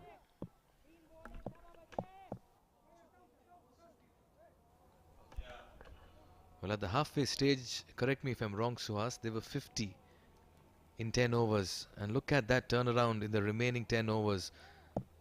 Over 100 runs scored. That's the kind of carnage that has come by. Oh, powerfully struck. No chance for the fielder in the deep as well. Zain suggesting it's gone the distance too. Umpire Rajamani has also decided yes, indeed. Well, they bat strong, they bat deep, and they can hit it long as well. Dylan Hillinger, as Suhas you rightly pointed out, he likes to go down the ground. Another flat 6 we are seeing from the bat of a Canada batsman. And they have raced to 165. We talked about them getting to 150, 160. They're like, no, we have better ideas. I tell you what, you look at the blade, it isn't as puffed up as it usually is for other bats. But it's the muscles of the man that has carried it through. Again a slower delivery. Again he goes straight down the ground. This time, one bounce into the fence. Dylan's kicking himself that it didn't go the distance. Saqib's kicking himself that it didn't fall in the right area. 3 boundaries and a 6 in this over. Canada have turned it around completely. Death bowling's gone for a toss for Saudi Arabia. And that's sheer power. Those forearms, the shoulder, those wrists, everything coming into play. As Dylan Hayliger has just come in and played a very, very fearless brand of cricket. Final delivery. Dylan's thrown his bat at this one as well. Might not have enough fuel to reach the fence, but he's got to scamper for the second one. Even if it's not there, if it's a little wider throw like that, it is definitely there for the tall Dylan Hellinger to get there. It just took him 5 strides. 170 breached by Canada. This is game on for Saudi Arabia, who are looking to put the first points on the board. Canada with a terrific finish indeed. 171 for 6. Thanks to captain and Dylan Haylinger towards the end. 21 runs coming off the 20th over as Canada moved to 171 for 6. Powered by late cameos from Hayliger and their captain Zafar as well. This has been an absolute turnaround, and Canada have just shown why they are one of the most dangerous sides and contenders as well to win this tournament. Saudi Arabia begun well, but they really couldn't close it the way they would have wanted to. And when two teams go back to the dugout at the halfway stage, it's that last final overs that decide how they come out to play as well. And Canada, but the kind of gesture you're seeing on the screen, will be delighted with this effort. They've done exceptionally well. They've played as a team. Everyone has chipped in. And Pubudu Dasnaik, the coach as well, coming and giving high fives. This has been a top batting effort. They lost Aaron and Srimanta very early in the innings. Then Matthew Spurs played a run-a-ball 44. He galvanized the team together over there. And then it was a cohesive unit coming out to play with Harsh playing 37 and 19, Ravindrapal 17 of 9, Sa 25 of 11, and Dylan unbeaten on 13 of 4. The strike rate for the last 4 batters who came out to bat will pretty much sum up this batting performance as well as the finish on 171 for 6. Very well summed up, Mikhail. Now 5 bowlers used so far. Usman Najib's 3 wickets were just a treat to watch indeed, and Ishtaq Ahmed towards the end was good enough, but you got to say there's still a long way to go for the bowlers to learn from each other. Mohammad Hisham Sheikh picked up a solitary wicket, and Saqib very, very expensive today. 171 for 6. After 2 early wickets for 17, they were 17 for 2 Canada. Terrific shots to start the game. And then this was fantastic indeed from Saad, who just plucked it out like a mango from a tree. This was just a sitting duck there.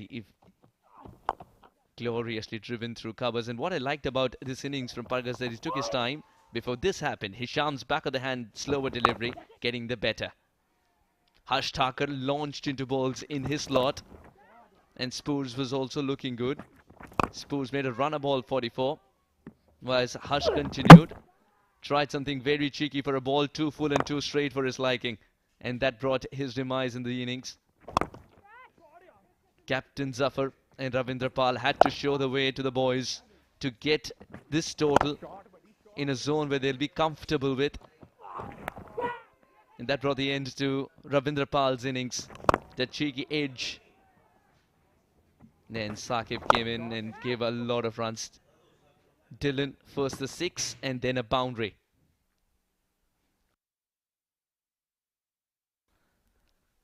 Saudi Arabia require 172 to win in their allotted 20, with the asking rate of 8.6 in the beginning. We'll be back with a reply of Saudi Arabia in just a moment.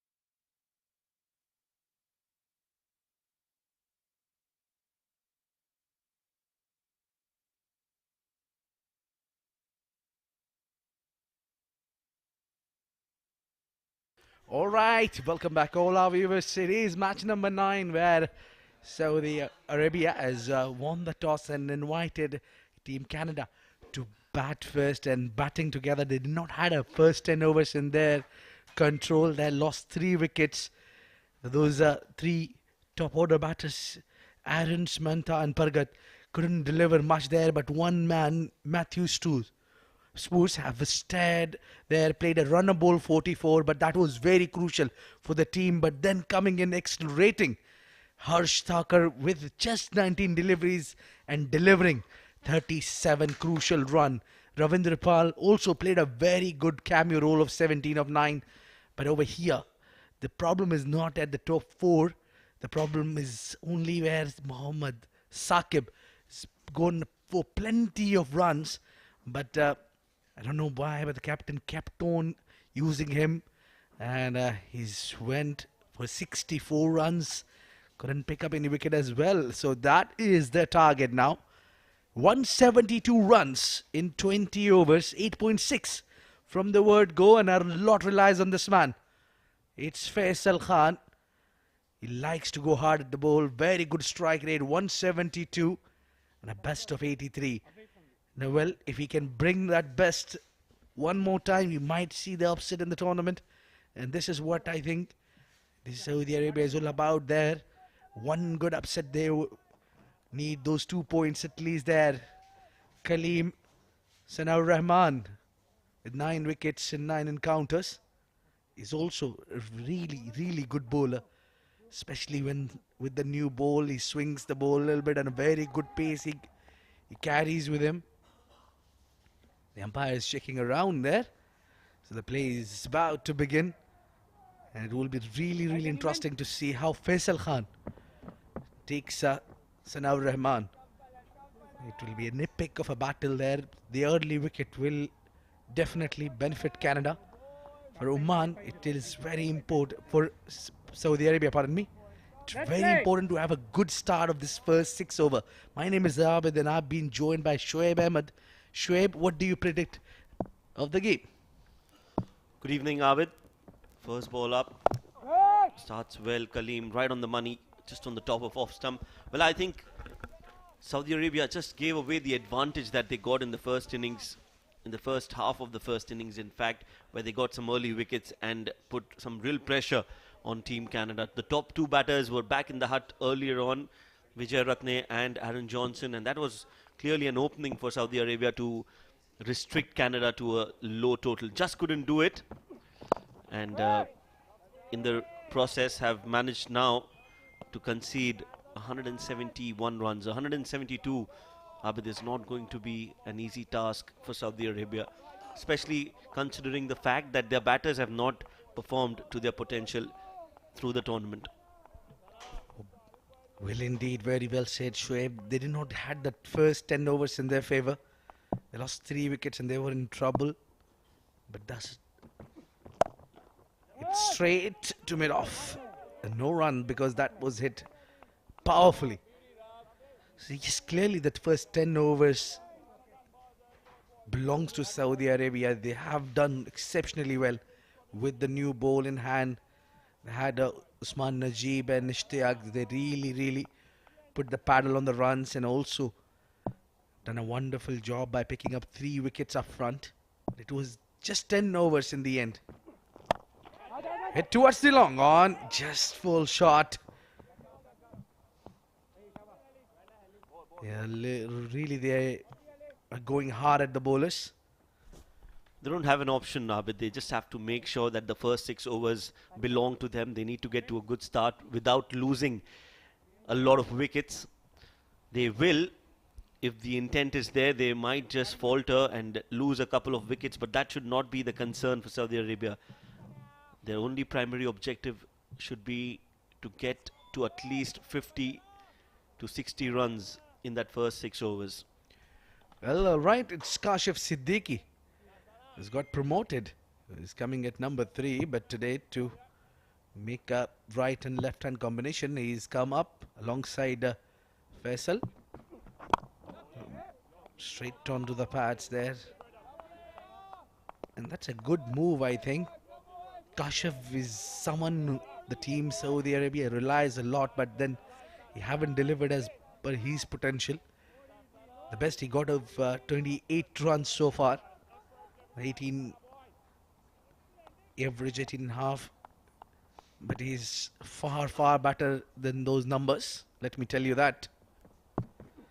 Final delivery, flicked up in the air, and it's over the line for us maximum. Great start for Kashif. He's got off the mark with the bang. It's 7 for none at the end of 1.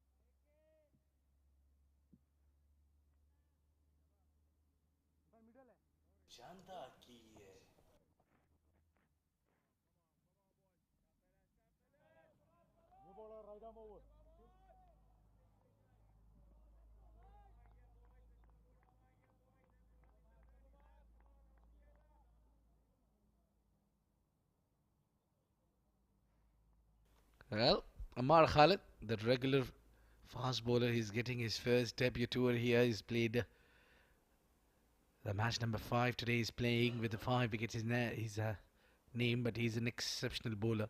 The team Canada relies a lot on. Oh, this is again in the air, and that is gone all the way. We will need to check that, but I think he's middled that one and smoked it on the onside. Faisal Khan is on the move. That was not a good first ball to be bowling. I always emphasize on the fact that as a fast bowler, your first ball of your spell has to be the best ball that you can bowl. On that occasion, Amar was just not in his zone and bowled one down the leg side.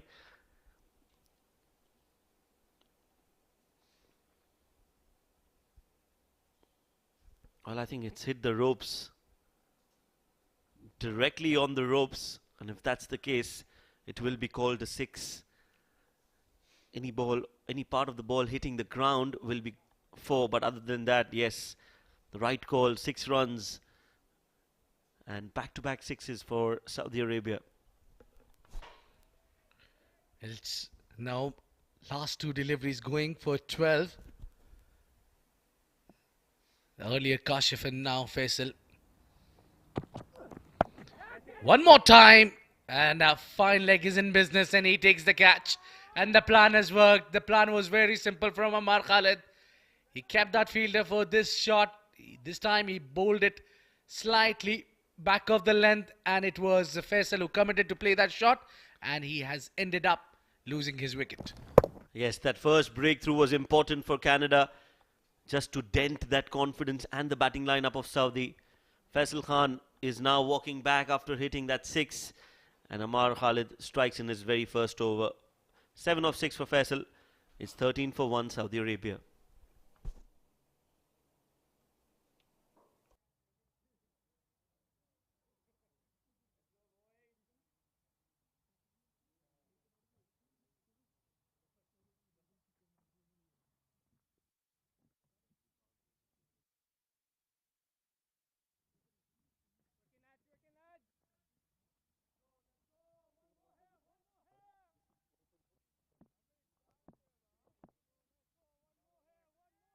Well, that's been the problem with Saudi Arabia all the time. They just lose wicket there. It's the captain himself has come at number 3, demoted his number 1 position, brought the left-hander up. It's Kashif Siddiqui who's replaced him.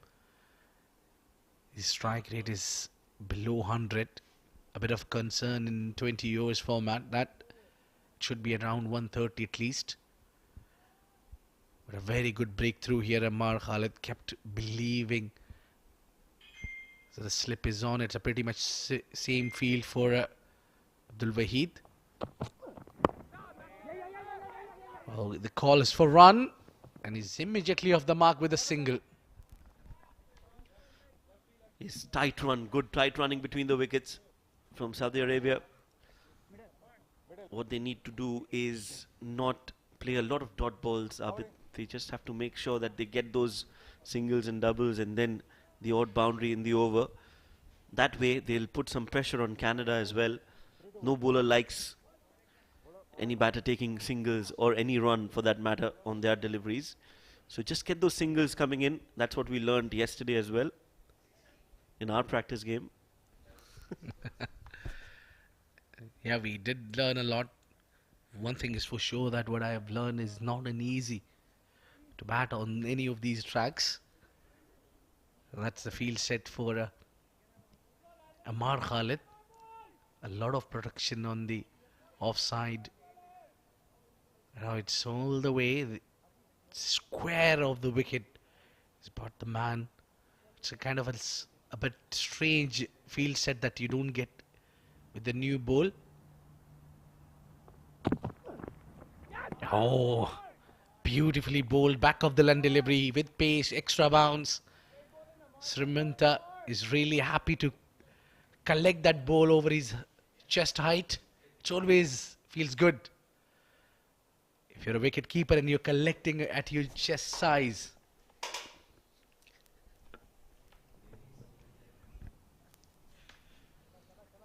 That was a good ball from Amar. And he does get some extra bounce off this wicket. Yeah, yesterday I was doing the wicket keeping job when you were bowling. I was really expecting to collect something over my head, Shoaib. That's straight to the fielder. Wicket number 2. Kashif Siddiqui has just managed to find that fielder and place it in his hands. Didn't have to move an inch. And wicket number 2 is down for Saudi Arabia. Amar Khalid strikes twice in the over. Well, what a plan. He wanted to test him with the back of the line delivery, and there you go. He wanted to play the uppercut, just could not pass that fielder. Matthew Spoos pouched it, and it's a long walk for Kashif Siddiqui. He can't believe it.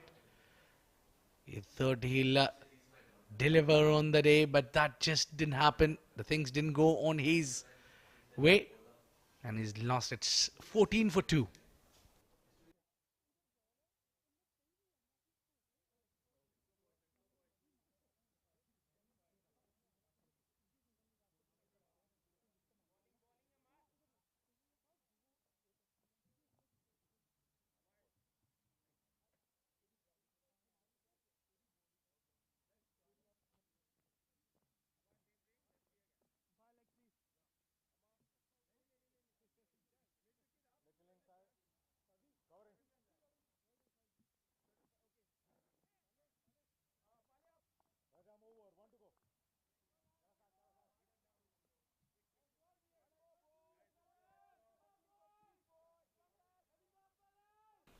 Saad Khan, so the left-hander replacing left-hander, and it's been that over which Canada was looking indeed, and they really would be happy with the progress. The first ball going for a 6, and since then it's been a show of Ammar. Let that go, and that's a smart move, but no, hold on, you're not the end of the over. We have got one more delivery to bowl. That's called wide by the umpire. And there you go. He's really testing the batters. That was the wicket. Banging shot, getting extra bounce. And I tell you, he loves getting double wicket in an over. What else? Yeah, I think he's just bowled exceptionally well. Not only in this game, but he's shown some great promise, Amar Khalid. Also in that game against Oman, bowled that last over.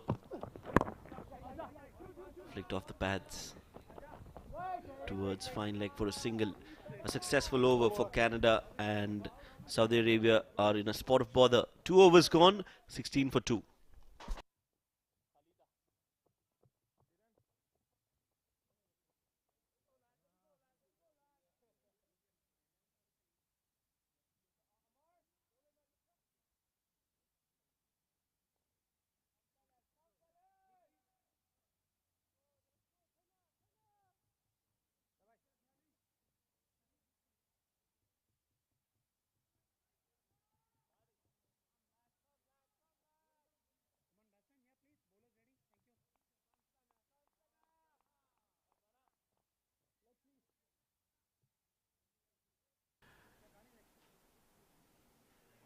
It's ITW Prod TPT 360 production. Getting you these live visuals all over the world. Straight to the fielder. It's straight in the gap. Goes for 4. With just that very small margin. There was really little gap between two fielders. He's got onto that. That's the way you need to play. That was played to absolute perfection. That gap was always there, enticing the batsman to drive it. And he's done really well, Saad Khan, to play it in that gap. Important boundary for Saudi Arabia, as Kaleem has been hit for 4 on the very first ball. This time onto the onside. That low full toss, and they are running for 2. The very good running, sensible running there from Saad Khan and Abdul Wahid. It used to be the two brother coming together to open for Saudi Arabia, Abdul Wahid, Abdul Ghaffar and Faisal Khan. But today they have made a little change in the batting order, but still that didn't work as per the plan. They just got off to a solid start. Lost both the openers now.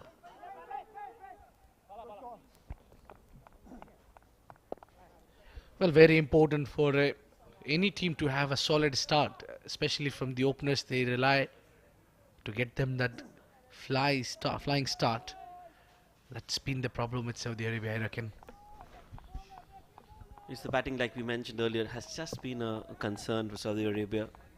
And especially that top order, the start that they would expect, haven't fired the top order batters.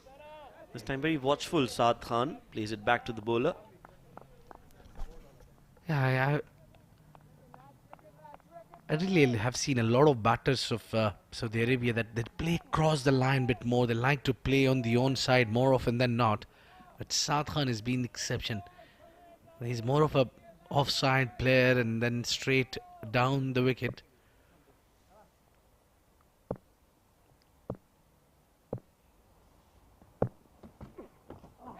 Oh, this time he went for it, but that swing which just bothered him got away. Missed that outside edge. So they need to be really careful there because they lost 2 wickets. They need a partnership, as we mentioned earlier as well. It takes only one good partnership to construct the inning. You're right. In the previous innings, we saw Canada. Matthew Spurs was the one who built a partnership along with Harsh Thakur, and that changed the game for Canada. A similar performance is expected from Saudi Arabia. 3 overs, 22 for 2.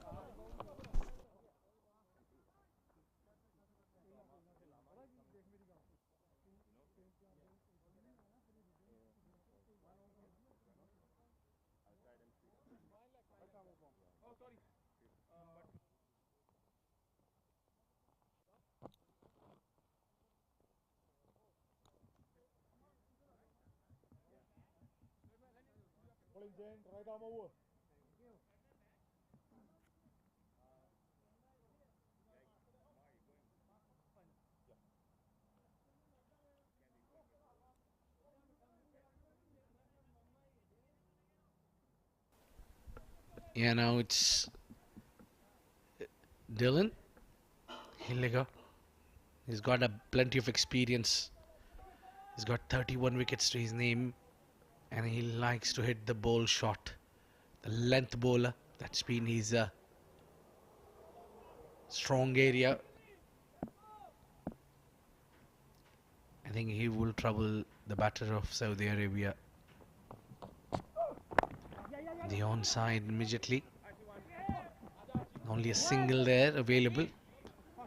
So they must be having a plan.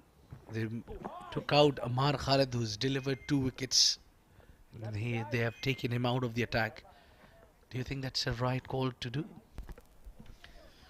Yeah, surprising move from Canada to bring him out of the attack. They might just want to give him a change of end. Maybe that's why we might see him bowl from the other side, from the other end right now.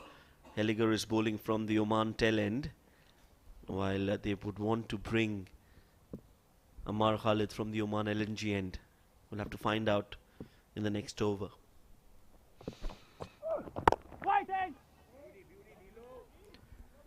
Well, I think if Amar got you 2 wickets with the end he was operating, I don't see any reason to make a change of end despite even you have taken him out for the other end. It's because maybe from the bowler from the other end didn't bowl well, so they wanted to bring him from that end. Flicked off the pads, not a great ball. It's going to race away towards the boundary for 4 runs. Saad Khan just helping it on its way for another 4 for Saudi Arabia. It got easier for him to hit it away on the onside, just a flick, and that went all the way for 4 runs. These are the boundaries that you need to contain. You need to prevent the boundaries when you're applying pressure, when you have taken 2 wickets, Canada.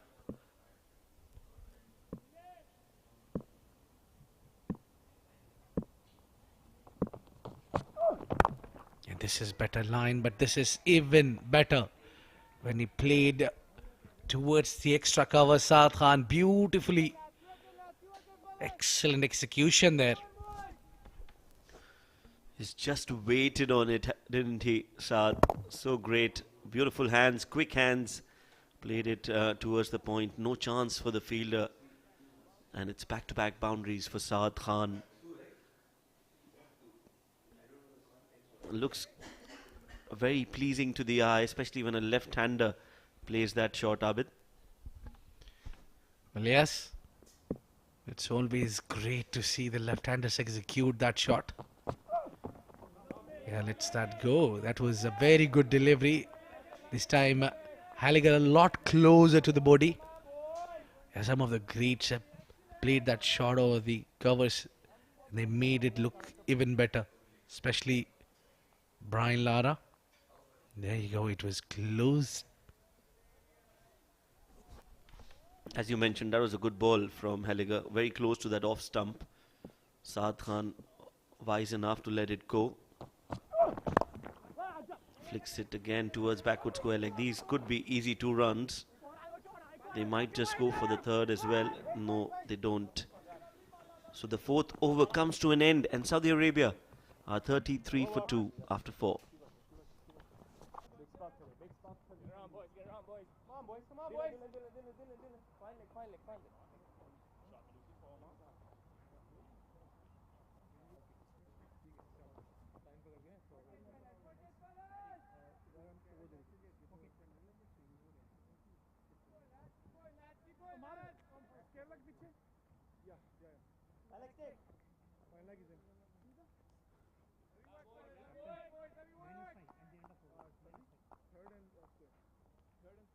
Come boys, come boys. Heli up. Alex. Yep. Select right? Yeah. 1 leg, yeah. Batsman bowling change, bowlers coming right arm over. Well, there you go. The 2 openers did not deliver. They had a good start. Both of them had 1-6 each. Just the sooner they hit the 6th, the next, perhaps on the next over, they got dismissed there. Amar now, yes, with a different end. Right ball. And starts pulling down the leg side. Apologies straight away. Yeah, it's been the case that they wanted to bring Amar Khalid from Oman LNGN, and that's what Shoaib you predicted, and I think we are yet to see will that work for Amar Khalid or not, because what I see from the Oman tail end, he got 2 wickets. Well, yes, he definitely was successful in that first over. We'll want to continue on that and build on that. Nicely bowled on the stumps. We usually, Shoaib, see when the captain likes to... Oh, they're running. They're sneaking another run. It was direct hit. And the batter was very conscious there to run for the 2nd run. So we usually see when your bowler gets smashed or he's gone too expensive, and then you try to bring him in with the other end. But that's not the case here. Saad bin Zafar thinks the bowler who gave you 2 wickets can come from the other end as well.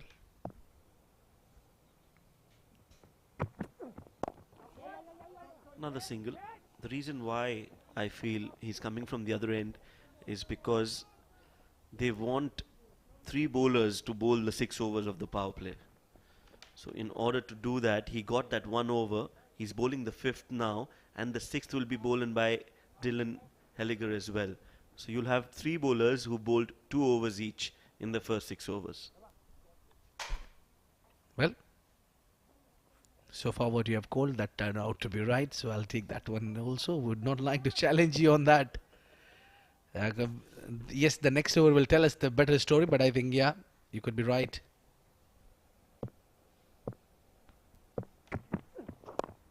Flick on the onside there. Saad Khan looks very confident while playing the shot across the line against Ammar Khalid, who's done the damage already, picked up 2 wickets. Yes, now you've put pressure on me. Now I'm hoping that Helliger bowls the 6th over, so that we are in sync, me and the captain of Canada, Saad bin Zafar. Well, for me, haven't seen so far in the previous inning as well the spinner coming in with the new ball inside the power play. Up in the air. Has he got him? Yes, umpire raises his finger. And there was an edge, and the keeper takes the catch. A wicket. Another one for Ammar Khalid. He strikes his 3rd. Oh boy, when you give him the responsibilities, he delivers every time. It's this time the captain who's walking out. A big wicket. The fish they were looking for. Yes, regardless of what the end is, if you're a good bowler, you are a good bowler. Got a wicket from this end as well. Was reintroduced into the attack, and well, Ammar Khalid, he's been, like I said, mighty impressive. One of the best for Canada that we've seen so far. Abdul Wahid Ghaffar, the captain, walking back after scoring run a ball 5, and the 3rd wicket is down for Saudi Arabia.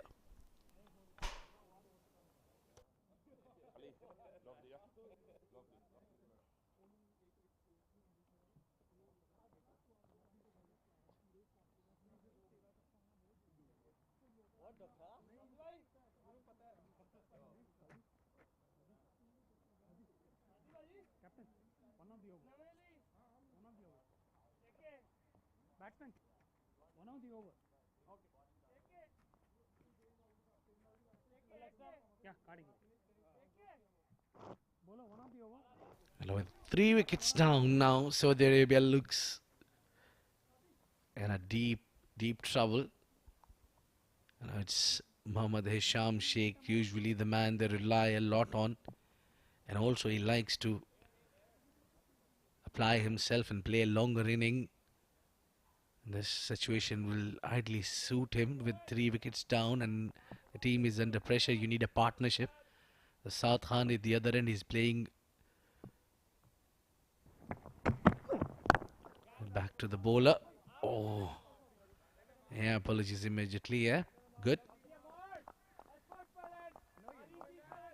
So yeah, you need a partnership here. Now I think both these batters need to apply themselves and think about building a big partnership.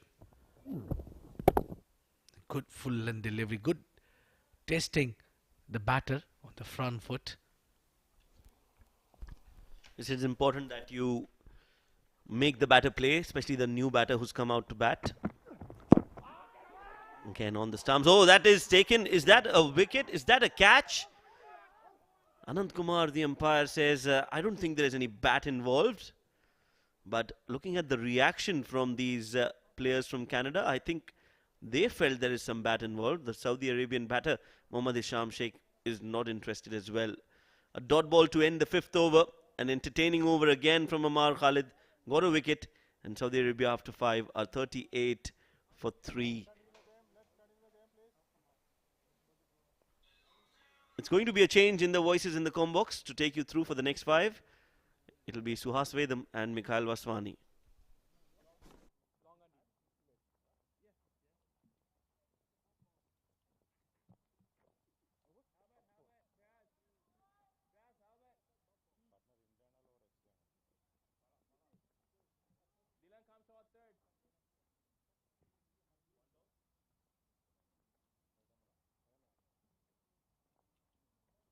Bowling chain, right arm around.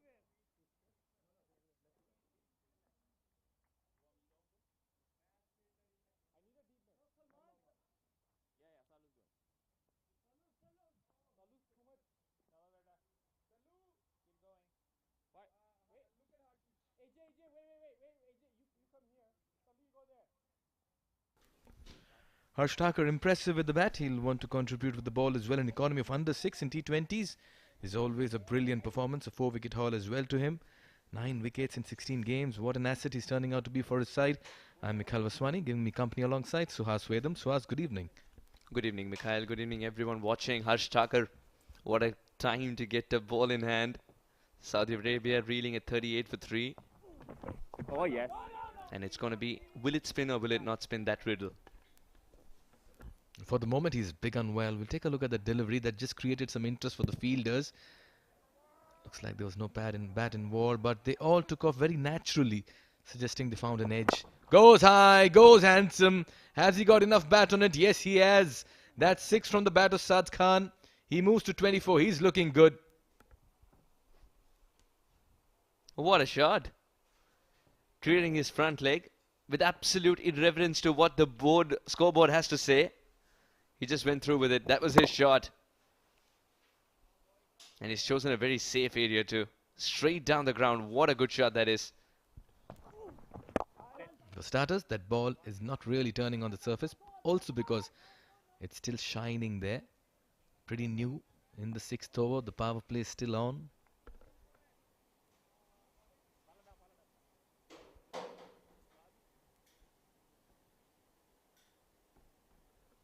Mohammad Hisham Sheikh still to get off the mark.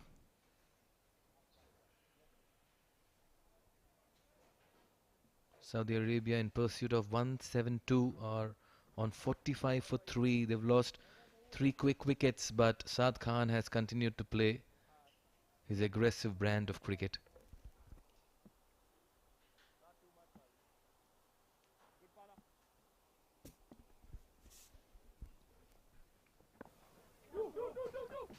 Two is the call. They're running the first run fast and it'll be easy to as well. Hisham is off the mark with a couple of runs. Mohammad Hisham Sheikh has been getting starts in this tournament. But want to believe that in this chasing affair, if he could get a good innings under his belt, would do a world of good to his confidence, of course. And apart from that, he can also cement his place in the batting lineup.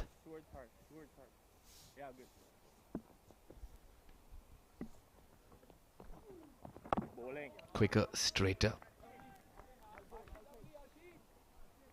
Harsh Thakur's mixing it up wonderfully, and such a treat to watch it is when he has to curtail someone like Hisham deep inside the crease on the back foot.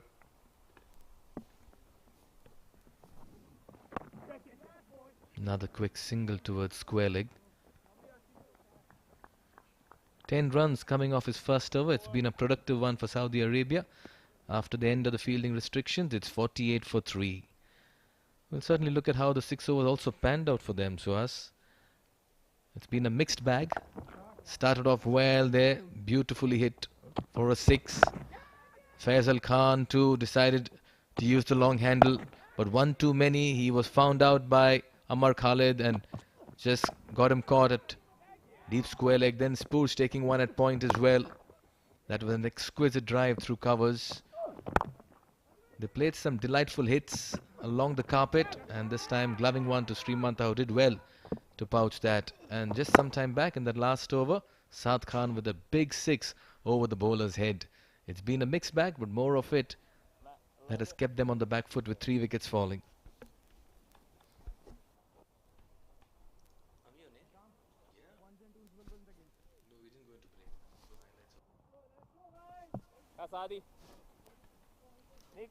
Captain Saad has decided to roll his arm over.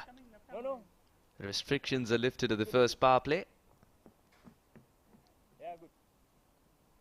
Yeah, almost everybody knew that it was going to be the practice delivery. Zafa. Just to get into rhythm. That struck really well.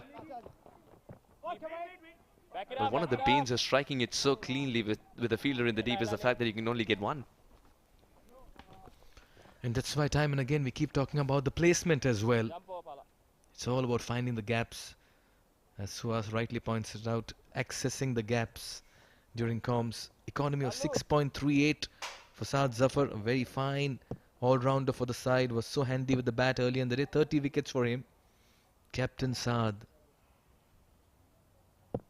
You'll see him bowling flatter around middle and off. That one turned a bit. Looking for the second. Spoors on it and he's quick to be. Keeps it to a single.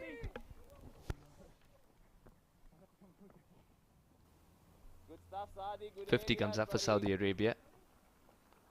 The stutter has been the wickets column. So far so good for Saad.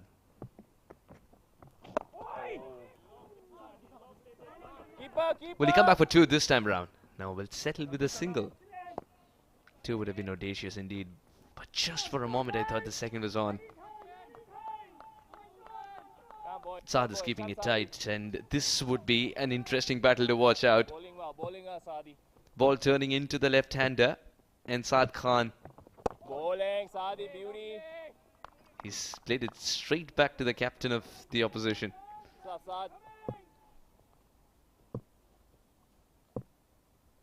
Alright, Saad versus Saad continues. I think the bowler Saad is getting the better of the batter.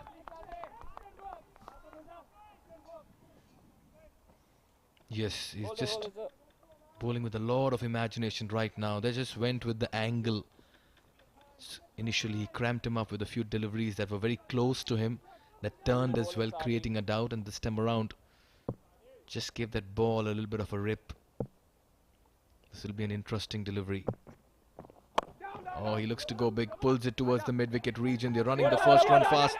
They won the second one. This time, they'll challenge the arm of Amar Khalid. And they'll complete two. Good running and a good start by Saad as well.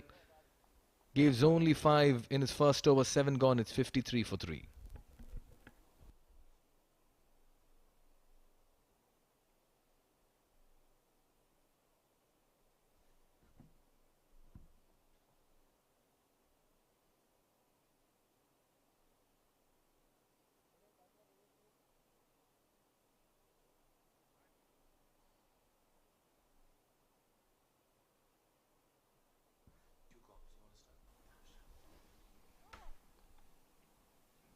Three early wickets for Saudi Arabia. The engine room folds. Resistance from Saad, 28 of 20. Hisham's joined him. Irfan Zain, Hasib Saqib batting to come. Well, a bit of batting to come for sure. Not quite sure of the batting prowess of Ishtiyaq and Usman. First over went for 10. Harsh would want to pull it back in this one. Swept and swept handsomely. Timed it really well. Picked the length very early. Mohammad Hisham Sheikh. This will be a crucial partnership for Saudi Arabia, but quite certainly it's been led by Saad Khan. 28 of 20, and he'll take his chances.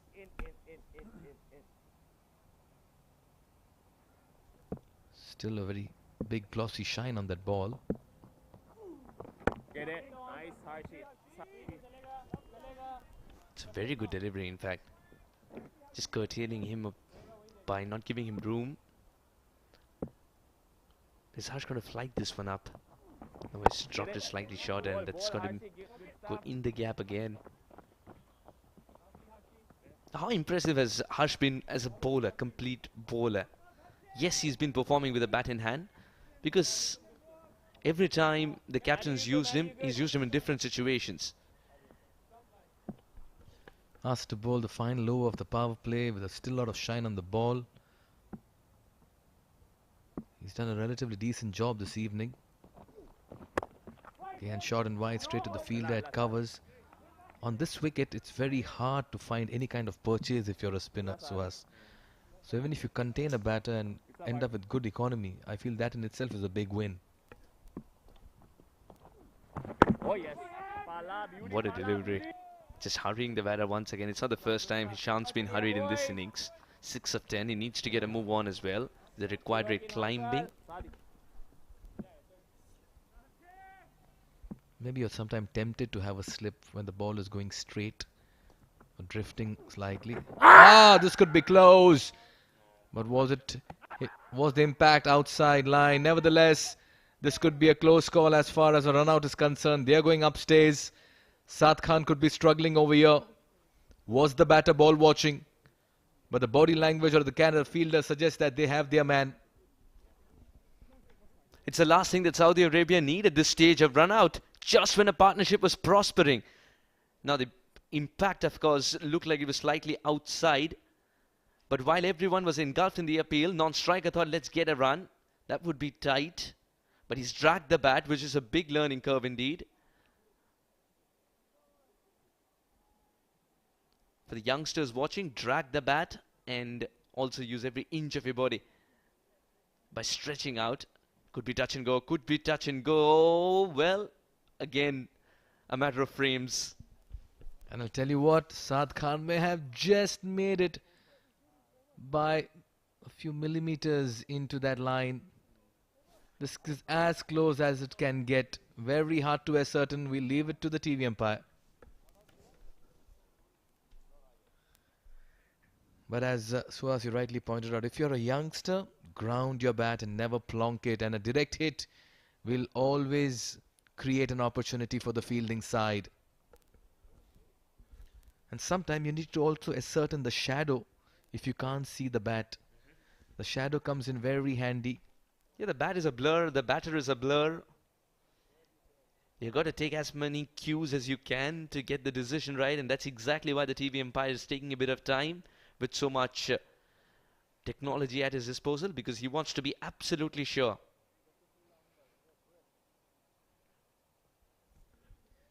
Again, it's a matter of that in-between frames.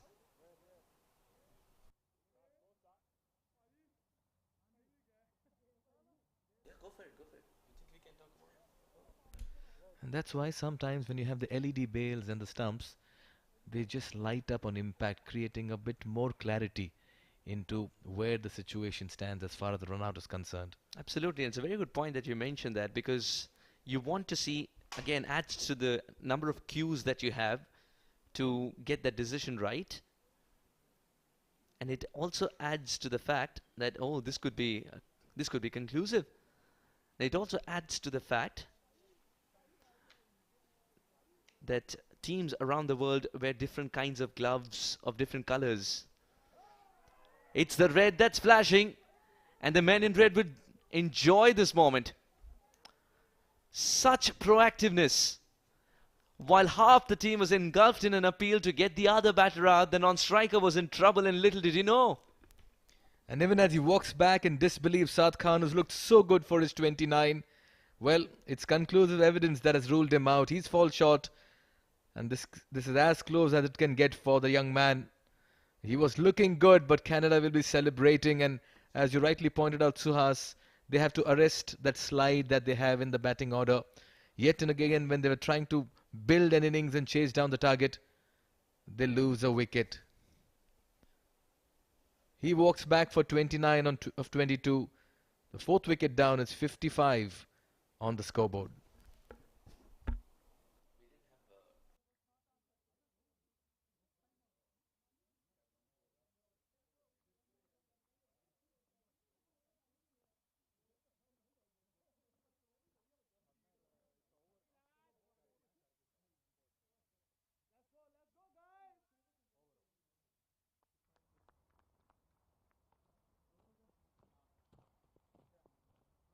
Come boys, come boys.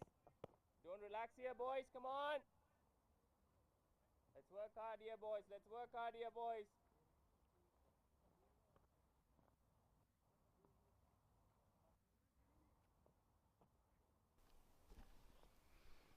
8 overs gone, 55 for 4.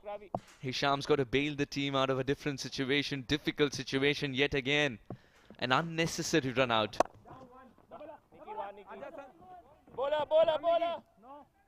Just get into a... I just get a feeling that again when somebody has to attack.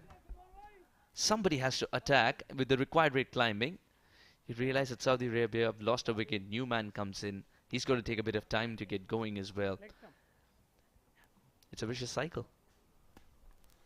Yes, the repair work continues. The rebuilding act does not stop. Usman knows one way to bat. That is to clear his front foot, smash it away. Would that be the case today? The asking rate will keep climbing up as well, with every dot ball and wickets falling as well at regular intervals. Mohammad Hisham Sheikh survived an LBW call. His partner was run out. Just tries to play that towards short third. They've bowled well, Suhas, Canada this evening. They've been very accurate. They carried a lot of momentum over the way they ended the innings, and they haven't let that go. And they just continued it with the ball in hand as well till the 8th over. 9th over rather. That's a genuine mistake. I don't think he was expecting Hisham to dance down the track with 58 before. He'll have to certainly be wary of his running alongside his partner. Again, just make some room in the crease and plays it towards cover sweeper. Now, if you look at that run out again, I don't think it was Hisham's call, because Hisham would have had his heart in his mouth anyway, as he was a candidate for being LBW back in the pavilion. While all that was happening, you know, he was absorbed in that zone. His partner was charging towards him. In the first place, I don't think so there was a run in it. Because if you look at the fielder station at third, he just had to move a few steps to throw it back at the stumps. And sometimes, Mikhail, you decide if there is a run in it or not, looking at the scoreboard as well.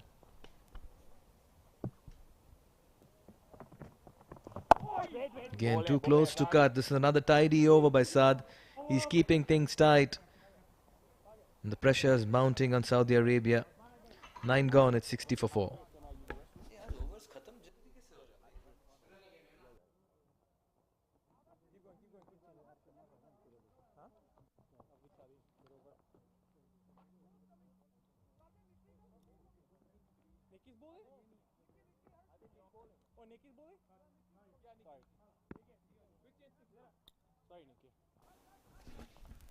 The Desert Cup T20I series are broadcast and streaming partners: Sportsai, Fanco, Ratrangi, Ullu, Ultra, Willow, Geo News and Geo.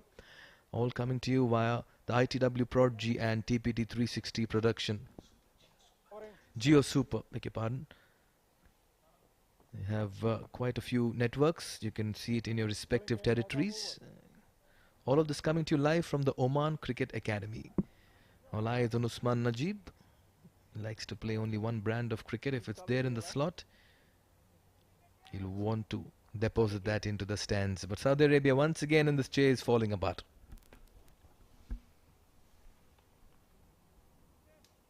Nikhil Datta for the first time in the game. Very Sunil Narayan-like in action.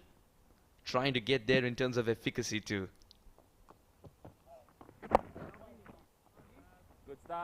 Starts off with what looked like a half-tracker. Usman's still early in the innings.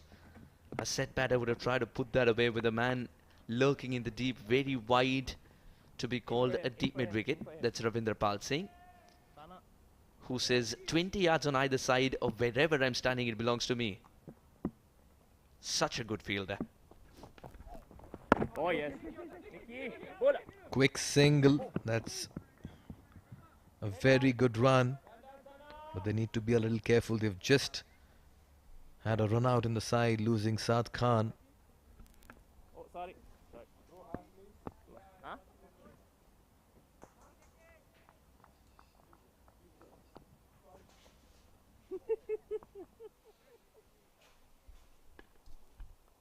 Going good, going. Nikhil Datta. He'll be at you, bowling his mysterious deliveries. Goes big. But as he found the fielder just wide of him, he had to give some chase. He had to go around it. But Usman Najib finds the deep square leg boundary. Some initiative from Saudi Arabia. Usman Najib's first boundary this. It's a similar delivery to what it was the first ball. And this time Usman's seen the ball very clearly. A diving fielder. Not much to do after that, because Usman had clobbered this one. It's the first. He's got to find more in this over. Didn't bounce as much, but one way or the other, he's pierced the gap. Will be 4, perhaps no. We'll have to wait and watch. That'll be looked at again for sure, for the sheer proximity of the man with the rope. Thakur believes he's found a way to keep it in play and not touch the rope and the ball at the same time. Brilliant effort in the deep by Harsh Thakur. He's batted well, he's bowled well, and now he's giving a very good account of himself in the deep. Now that was travelling. He had to cover some ground. He had to time his slide as well. And he's very sure that he's away from that rope. Oh, coming very close to it. This could be extremely close. From this angle, it'll be very hard to ascertain. Releases it as well. But his body language suggested that he was very sure he made no contact with the boundary rope. It's tough being a fielder in the deep, isn't it? One moment you want to stretch and be as big as possible. The other moment you want to shrink yourself into a box. And tough being an umpire as well to take a call on this. This will give us a better angle. Just getting closer and closer from this angle. It's difficult to ascertain when exactly he leaves the ball as well. Just about. We're figuring it out.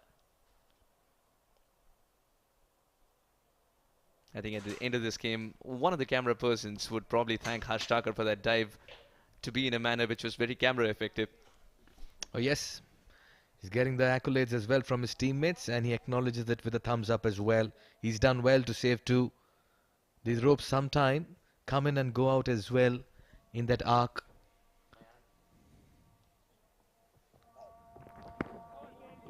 Throw the kitchen sink at this one. The wildest of swings we've seen this evening. It's not a wide delivery, and he's kept it within the rightful area, Nikhil, but it's a good option for someone who wants to, as you rightly pointed out, throw everything for the leg side and not consider the offside field.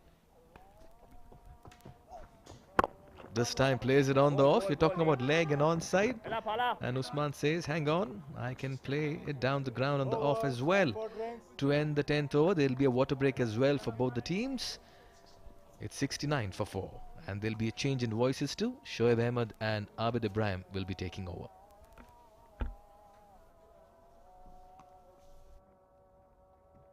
More? 100 more.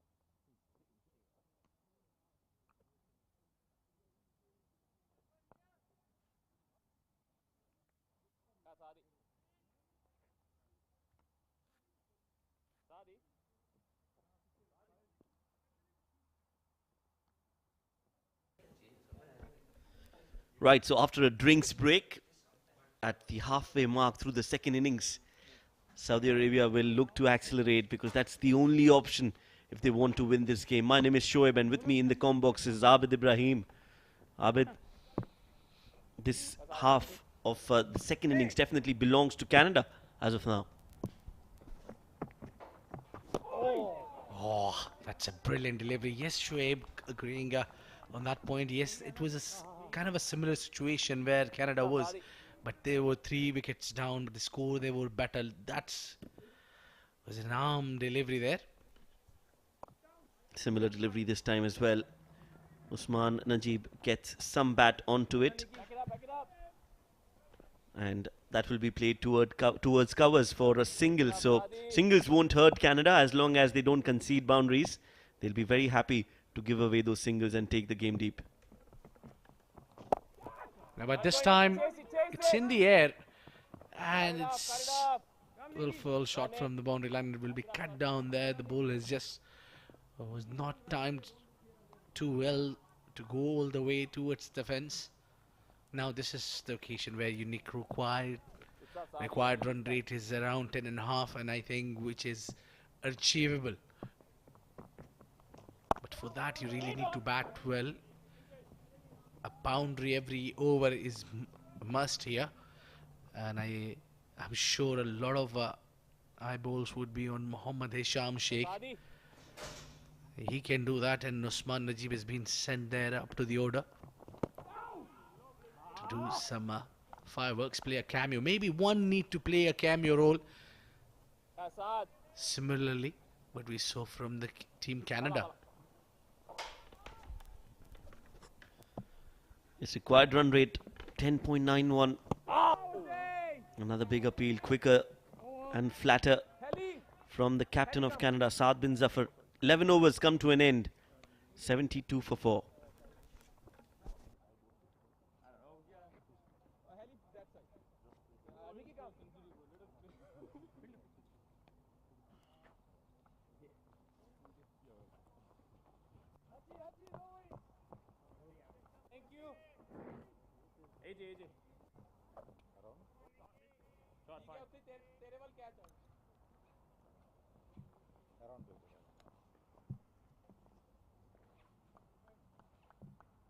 Ramro.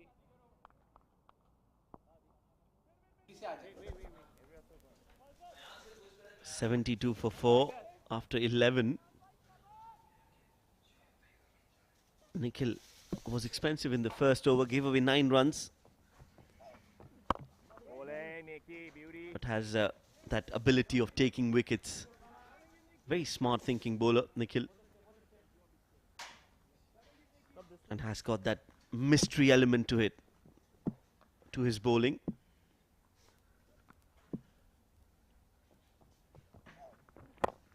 Catch it is the call. It's been hit straight down the ground, but no chance whatsoever for Dylan Helliger, who was stationed at long on. This one has been hit straight and over the ropes as well. The umpire will just need a confirmation, but I think that was hit over the ropes. To discuss this and a lot more, I've been now joined by my co-commentator, Suhas Vedam. Suhas, welcome. Thank you, Shoaib. Yeah, someone has to take the initiative. The risk factor was there, of course, but the risk factor is what's going to get them closer to win. Checking if it's 4 or 6.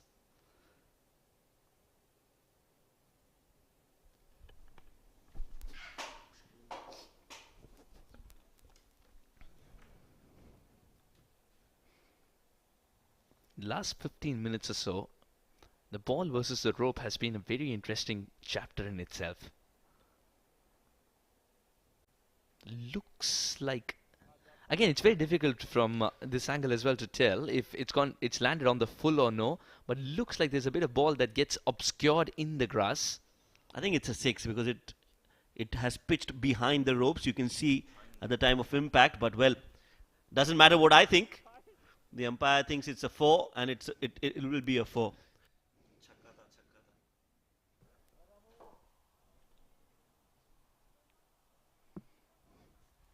Much needed boundary. He's able to play these pickup shots really well, Shoaib. Yes, does like to play a lot on the back foot.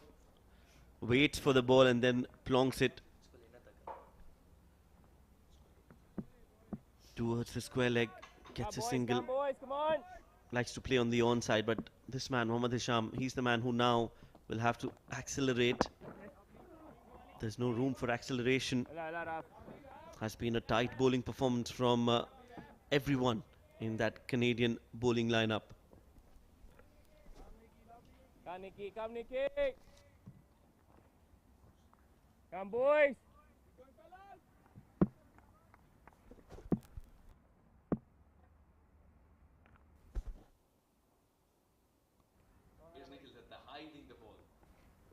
Hiding the ball. Catch. In the air, will land safely.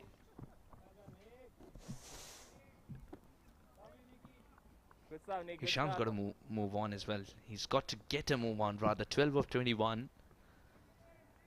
That's been the story for Saudi Arabia. But I like the fact that they're improving as a side but still making the mistakes at crucial junctures. Yes. Keeper. Collapse has been one of them.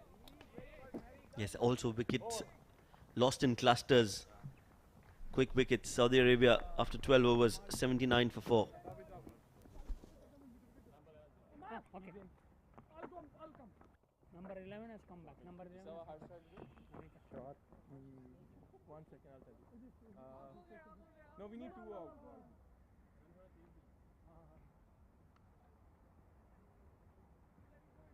Navneeta, number 11 has come back. Thank you.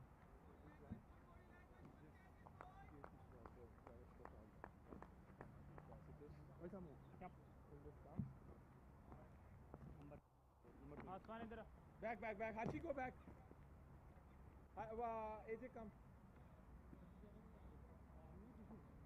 Deep extra.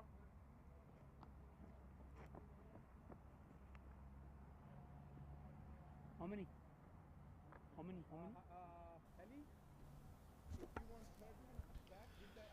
Interesting stat right at the bottom right of your screens right now.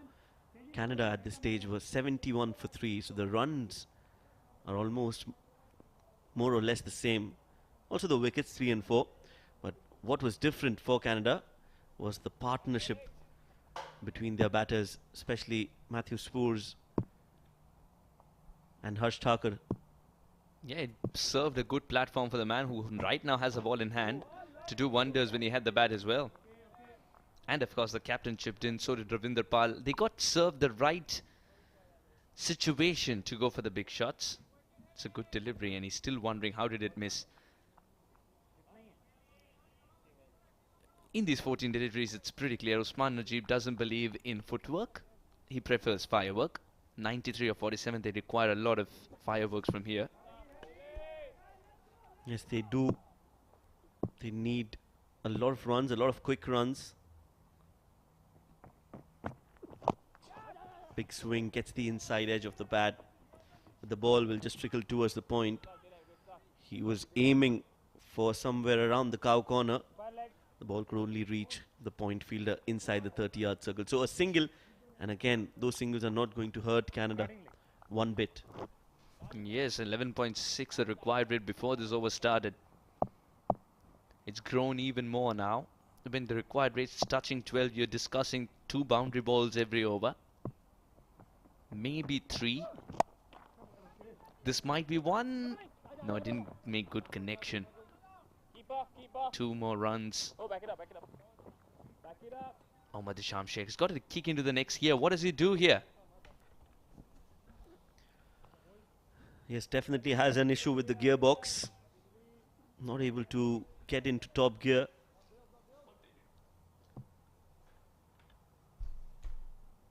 They need a transition from being cautious to being the aggressor. It worked previous time. This time it didn't. There are a couple of differences because last time it was Bilal who was providing additional pace and it was too full for him to play that shot as well. Dylan prefers length and slow. Yeah, again the intent was there. Just the execution not up to the mark from Hisham. That shot is on though, with fine leg inside the circle. Straight to the fielder at point, and they take that single, looking for the second, and will get the second run as well. So not great fielding from Canada, just being a little complacent. In this sport, you don't have any room for that. Yeah, not at this level. It usually bites you back. Spoors thought he had this under control. Bad bounce.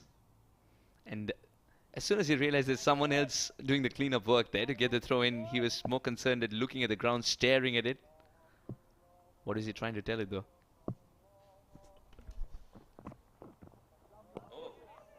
Good ball, good bouncer there from Heliger. He was just trying to say that it's not my fault while looking at the ground. 13 overs have been bowled. 7 more to go. 88 needed of the last 7. 84 for 4.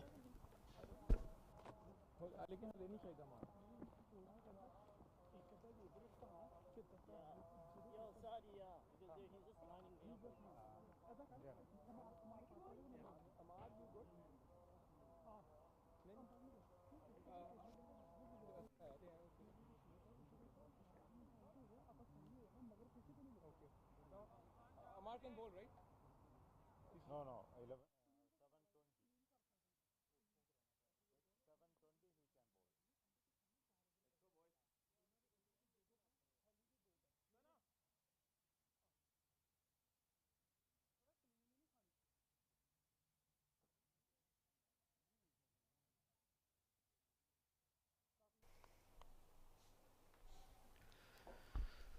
So the same story continues for Saudi Arabia. The top order failing to perform and to get runs up in the first 6 overs. Faisal, Kashif, Waheed all falling cheaply. Saad got run out on 29 of 22. And Hisham and Usman are trying to savage the situation. 16 and 18 for them. Starts haven't been a problem. Converting them into bigger ones have been a problem. How do you address that? Kaleem Sana, extremely experienced. Former Pakistan under 19. Interestingly, he was in that camp with Fayaz Butt, who now plays for Pakistan. Now plays for Oman from Pakistan under 19. Same camp, New Zealand. In this world of cricket, you take different routes, but find yourself at the same level from different angles. Now against each other in this very competition. Very amusing indeed.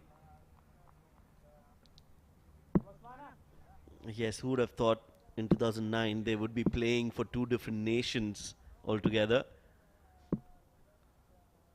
That's the beauty of the sport. It takes you to different scenarios, different countries. For each his own journey. And the destination in the end is just to represent the country at the highest level. And there was also a time where both of them went through injuries, which put a big question mark rather than a jersey number, but made a comeback. Interesting stories, but there's a lot to learn from each other as well. The sport is more than just a few people playing the game. It also teaches you life lessons. It teaches you how to bounce back. What's your biggest learning from the sport that just continues to give, Shoaib? Well, quite a few learnings, but I think the biggest would be to work with different people and work towards that same objective. I think that's the biggest learning. You might not, you might have different skills, but you have to come together to get a common result. Very well put, actually. You have to reconcile your personal objectives for the bigger picture. And yes, indeed. And that is exactly why once the cricketers are done and dusted with the skills aspect of it, and they hang their boots, they have so many stories to tell because they meet different kinds of people all around the world and they have different cultures of cricket to share with you. Another good delivery from Kaleem. 86-39. It's getting tighter by the minute. It's getting difficult. It's not going to be easy. That was a good delivery, a short delivery, well directed as well, outside off. Not easy to pull that and drag it. This time he goes for the slower delivery, big appeal, but that was always going to miss the 3 stumps. I think the appeal was for the edge, perhaps, because you could almost see the three stumps. Usman Najib's made it absolutely clear that mid-wicket is something that he's in love with. But the problem is that he's swinging the bat wildly, and the ball's taking its own sweet time to come. Now he's practicing the shot for what would have been a good one for the previous ball, Shoaib. Definitely there's a delay in the connection. Yeah. I think he's just suggesting that that might be the case. That's exactly why third man's been pushed a little wider. Catcher is the call. It's in the air and will find the fielder. Dylan Helliger takes an easy catch, and that's the end of the innings for Usman Najib as Kaleem gets his first wicket of the game. Usman did have to go for the big shot. Didn't make good connection. Risk taken, but reward not reaped. Simple catch. Has to walk for a runner ball 19. Was stuck at the crease after getting some good hits initially. And a good catch by Dylan. 86 for 5.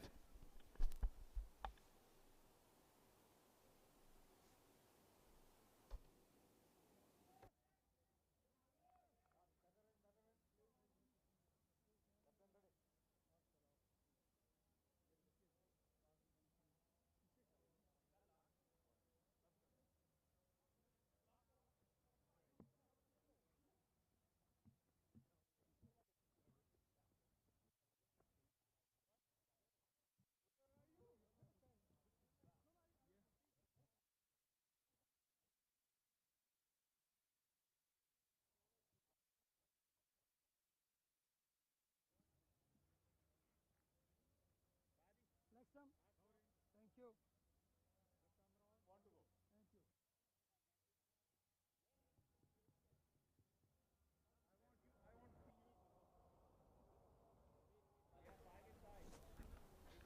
86 for 5 as Irfan Sarfaraz, 35 years of age, comes in to bat.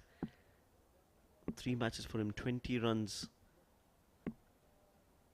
Early days in terms of his international career. But what a time to come out to bat for Saudi Arabia. 86 needed of 37 deliveries. Now make it 85 of the last 6 overs.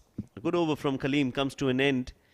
14 overs have been bowled. Saudi Arabia are 87 for 5.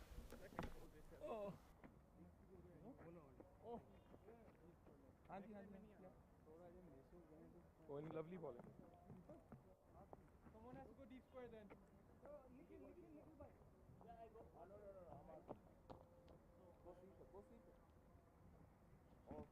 Harsh go long off, Harsh.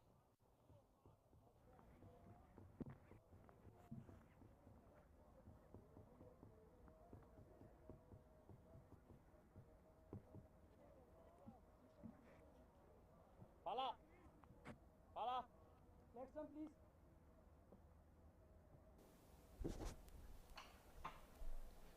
So it's the captain Saad bin Zafar who will bowl his 4th over, and the last of his spell has been miserly.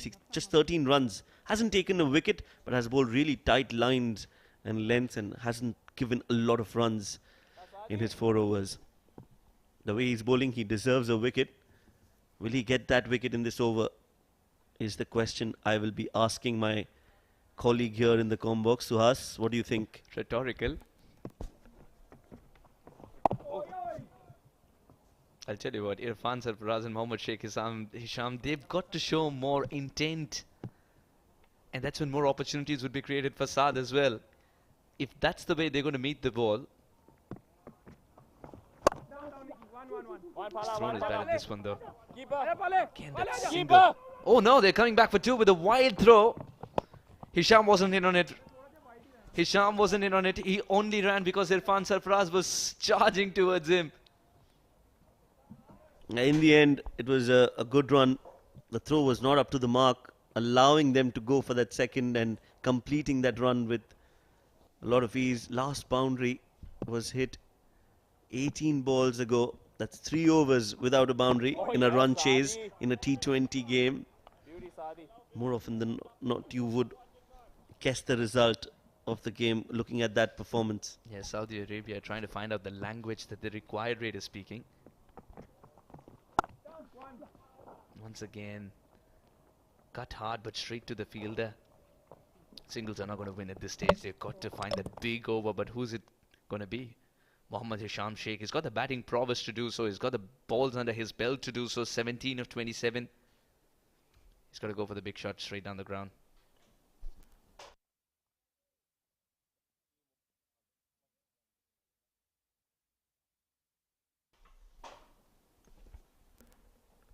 .90 for 5.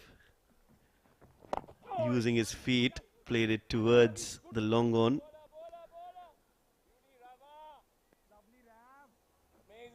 Yeah, the singles are not going to hurt Canada at all. In fact, they'll be happy to restrict Saudi Arabia to anything with a margin of 50 runs or more. That will help their net run rate as well. Outside edge, but will it have enough to reach the fence? That'll be checked again, of course, but it's a great attempt. 2 more taken. Saudi Arabia are being made to work for every single run. In fact, it's not being checked. It's a clean save. End of the over. No, I think the confirmation will have to come through, Shoaib. Yeah, I think they'll just confirm whether that was a clean save or not. So let's find that out through a replay. But overall, as you mentioned, that was a good effort. Just at the last moment decided to dive and stop the ball. Sometimes fielders do delay the dive, and sometimes you also have to calculate how big you are.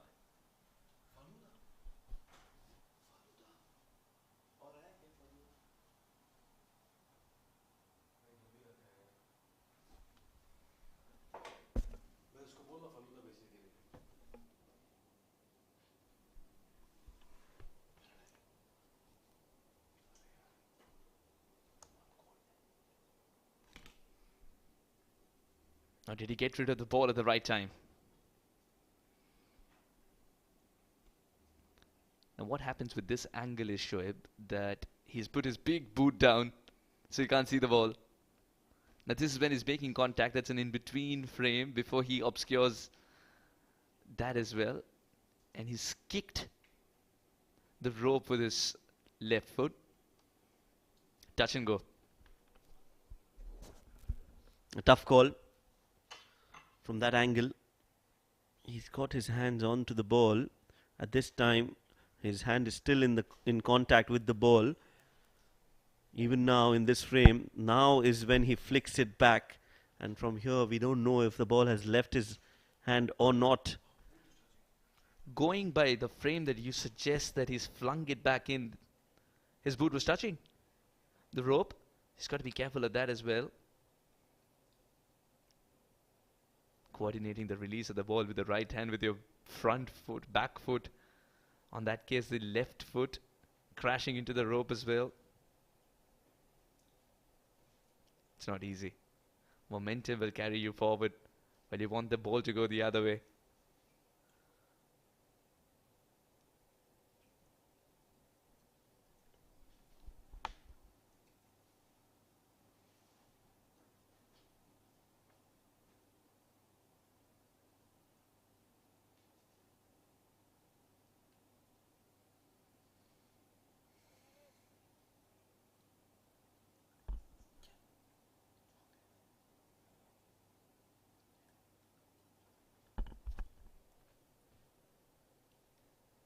That's a good save indeed.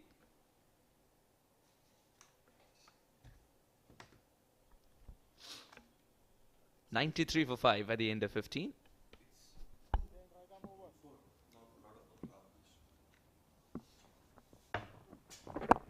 Stop, Harshi. Brilliant. Singles are not going to win the game for Saudi Arabia, and they have to understand that the first 3 balls of the over are the tone setters. Oh my lord. Sorry.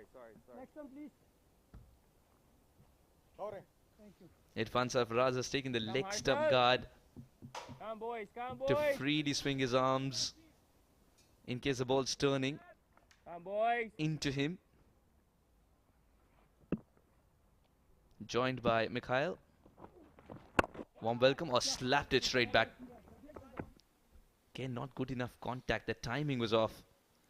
Hisham's got to find a way to get a move on here. 19 or 29 is not helping the cause. Thank you, Suhas. Oh, yes, indeed. It should have been 29 and 19, the other way around. 77 needed in 28. Wicket falling from one end. Great intent down the ground. Long on and long off are as straight as possible for Hisham. Again, that single. Again, a denomination that Saad Zafar and co do not mind giving. 76 or 27, tighter. The equation's got to get tighter. It's getting one way. Very one-sided. What a good delivery. Straight when it matters.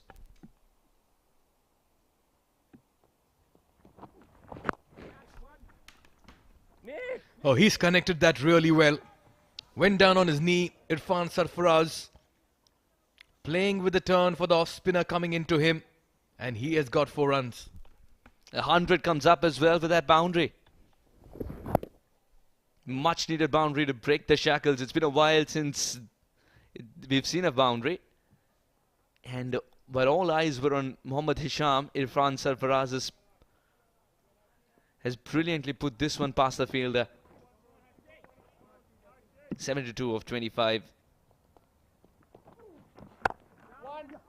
This time in front of the wicket. Straight to the fielder in the deep, Pargat Singh. 101 for 5 at the end of 16. Saudi Arabia.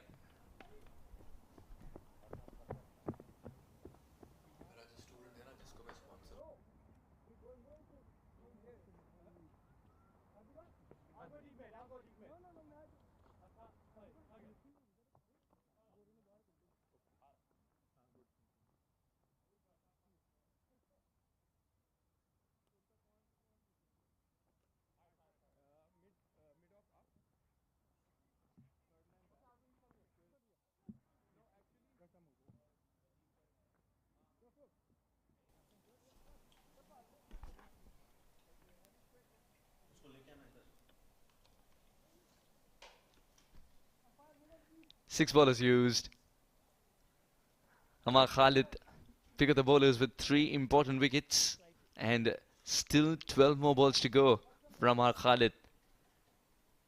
Wickets at regular intervals. That's been the problem for Saudi Arabia. Wickets at regular intervals have fallen. 13, 14, 38, 55.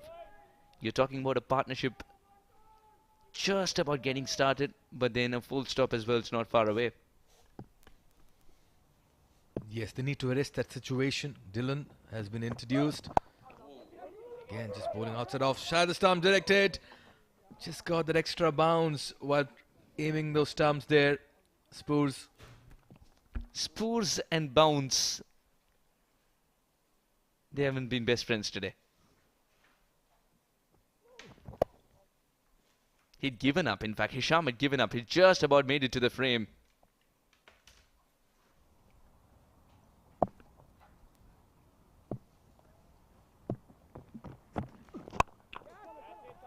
That's got height, and only height, no distance. Fielder underneath will pouch the catch. No problem for Kaleem. And Hisham's stay has come to an end as well for a 20, which wasn't gritty enough.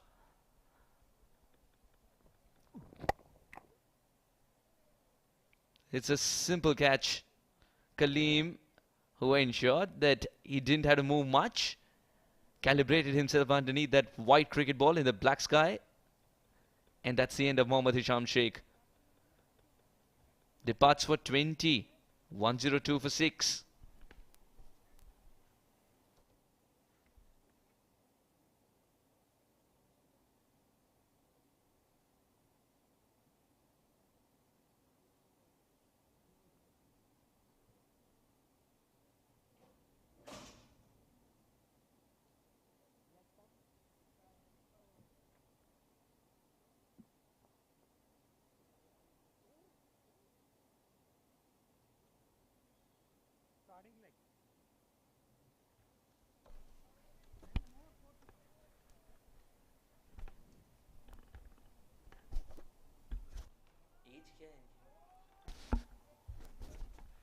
Best of 36. He can better that if he can get going in this one.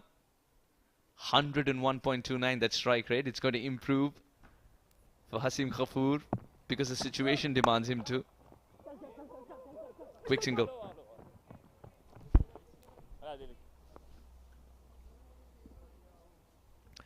Saudi Arabia yet again going down in another contest of theirs. They're still to open their account as far as wins are concerned. Hasib off the mark with a single. Irfan has just played some big hits, but Saudi Arabia squander another chase. Oh, he's picked that up. And almost a brilliant catch, but that attempt and effort, full marks. He's hurt himself in the process as well. That's more concerning for Canada than the boundary. Harsh Thakur.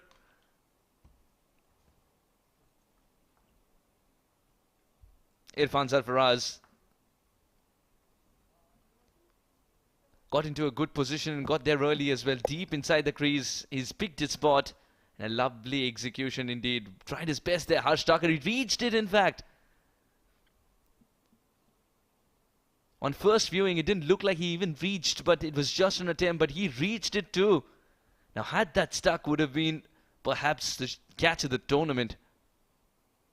Boundary collected. 65 of 20. They need more of these. Irfan Sarfaraz.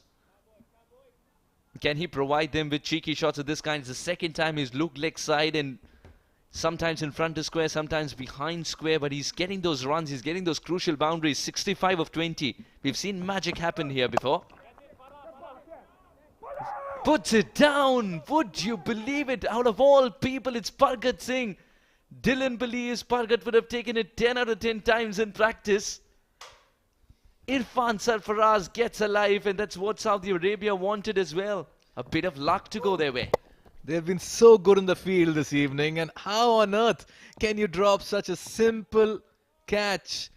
Dalen Hilliger can only walk back to his run-up in disbelief. Would you believe it?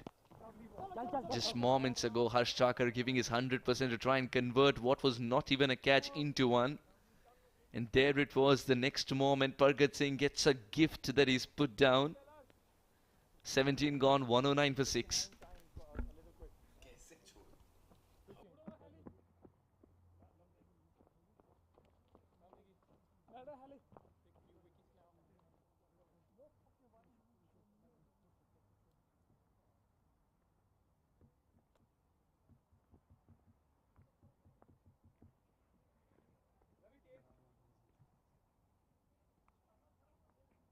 Bowling change, right arm over. Okay.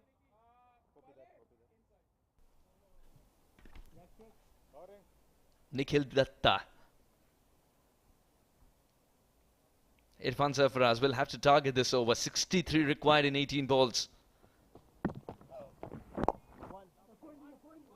Single is fine. Even two is fine given the situation. But a single it is. Canada see this game in their pocket right now. Irfan Sarfaraz, 18 of 13. He's finding the boundaries, Mikhail, but he's not finding the sixes. And sixes are the calling here. And in the process, he's also losing partners at the other end. Srimanta will clean it up. And we'll have to wait and watch if he's got back in time or Irfan Sarfaraz will walk. The intent was there to go for the big shot. Very shrewdly, Nikhil threw it away from the reach of the batter. All eyes on the big screen now. No problem here with the front foot of Nikhil. All sorts of problem here.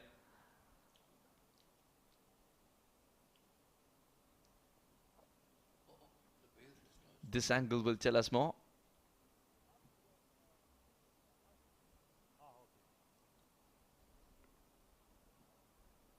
Again, the story of going frame by frame. Irfan versus Srimanta.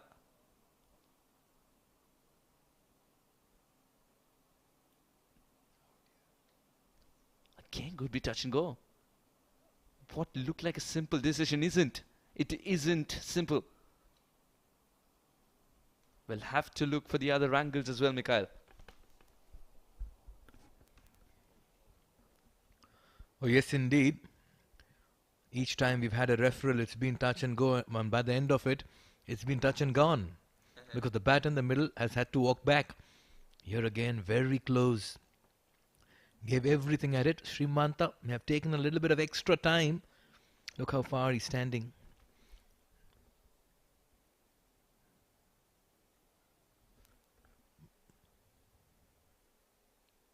Looks like the umpire has made a decision. And looks like Irfan Sarfaraz is in trouble. Saudi Arabia losing another hopeful batter who tried his best to take this team as close to victory as possible. 62 of 16 now as Irfan Sarfaraz walks for 18, 110 for 7.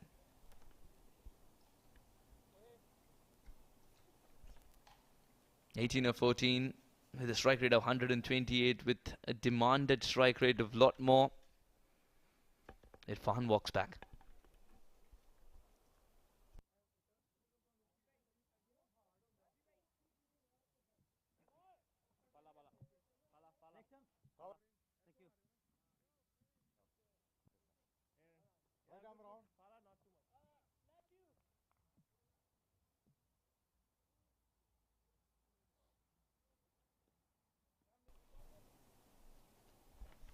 Nikhil Datta amongst the wickets.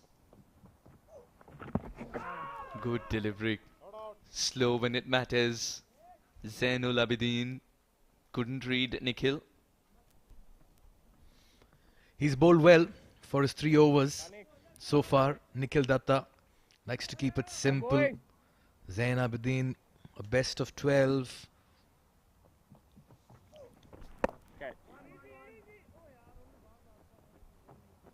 Single will not do the trick here.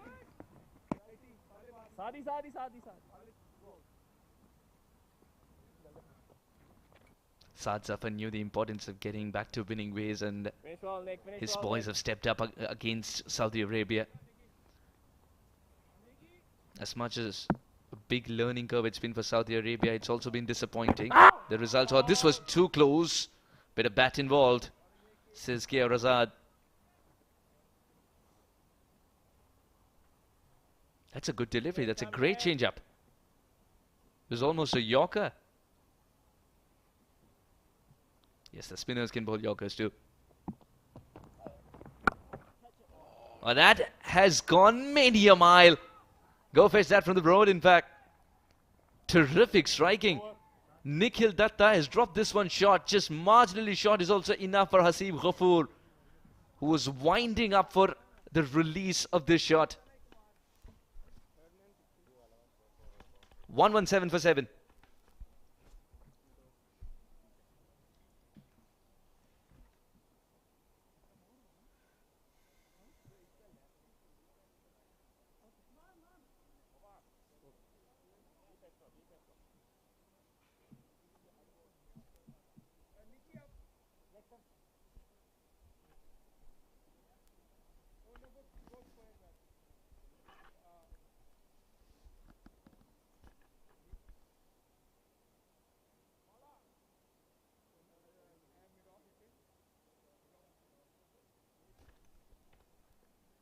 (55 of 12). Kaleem Sana's got a great cushion. 54 runs of 12 balls require. How much ever he leaves for the final over would be enough, given the fact that Saudi Arabia are running out of batters. Zainul Abidin and Haseeb Ghafoor, both of them new to the crease. Haseeb has shown some promise, Mikhail, with that 6, but 55 of 12 is still a dream far away.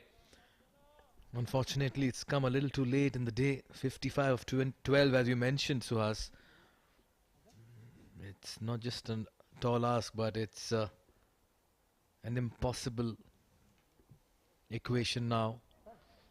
Canada will, after a day's break, have turned up very well yet again. Kaleem impressive too, a wicket for him.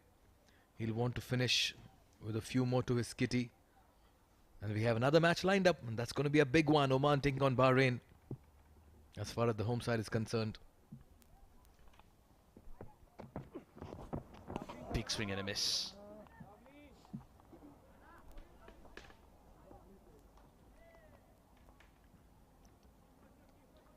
The Desert Cup T20I series, a quadrangular featuring Bahrain, Oman, Saudi Arabia and Canada. And after this win, Canada will go right on top of the points table, followed by Bahrain. And then comes Oman and then Saudi, who've just not managed to win a single game so far.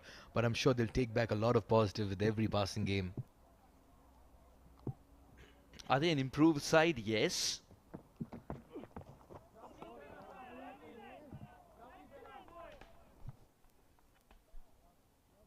One for the over. Kaleem Sana. He's spewing fire.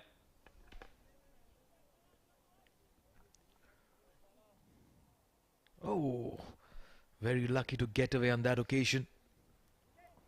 It wouldn't deflate the equation much, but yes, would have given some momentum to Saudi Arabia.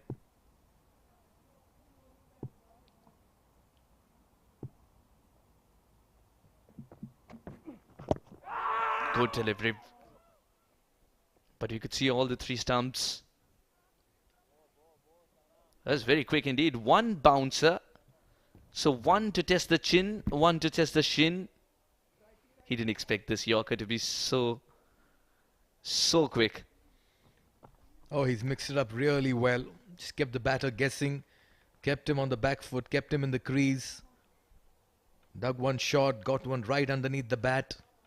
And in all of it, he's generating a lot of pace as well in his deliveries. Kaleem. Looks a very good side, Canada. Every game they have found a new match winner with the bat. Today, Amar Khalid with the ball impressed. Easily my contender as well for the player of the match.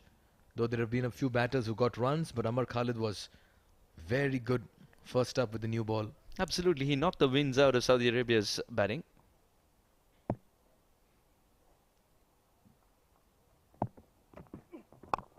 Another good Yorker. Straight to the fielder, direct hit.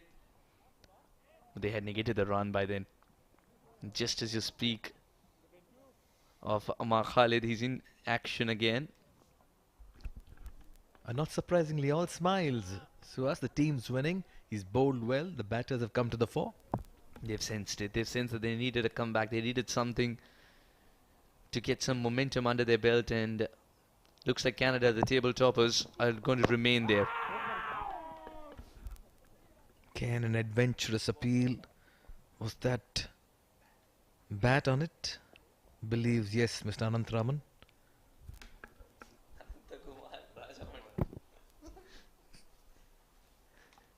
Swung a little early as well.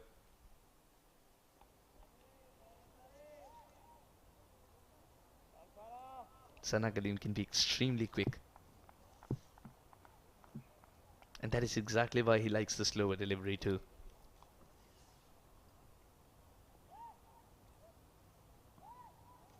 "53 runs required of 7 balls. Even if all of the balls disappear for the maximum result, it's still done and dusted with. Here is one though. We'll have to check if it's gone the distance, but what a good shot. Zain ul Abidin. Expecting the Yorker from Kaleem Sana. Sitting deep inside the crease. And there is something about a left-hander hitting straight down the ground with authority like that.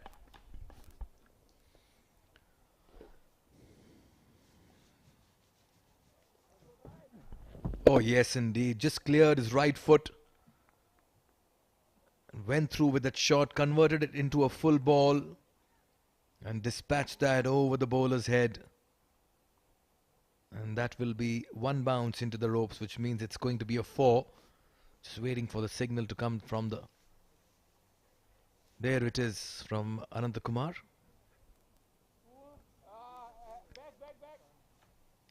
19 gone. It's 1, 2, 3 for 7.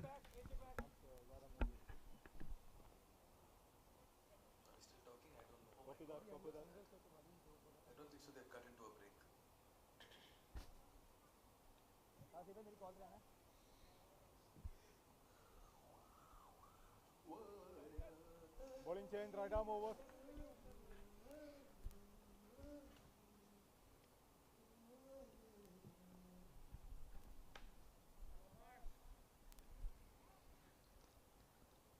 49 required of the last over. Amar Khalid, who's been sensational today, gets the ball in hand. And interestingly, the pick of the bowlers will not get to bowl his full quota of 4. Out of the 12 deliveries he had bowled prior to this over, he had bowled 3 wicket-taking ones.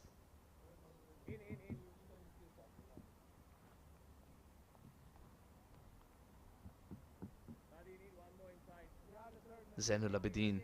He's played a terrific shot straight down the ground just moments ago. Understands that the game's already slipped away. But if he can take this team, Saudi Arabia, as close as possible, even that would be a moral victory.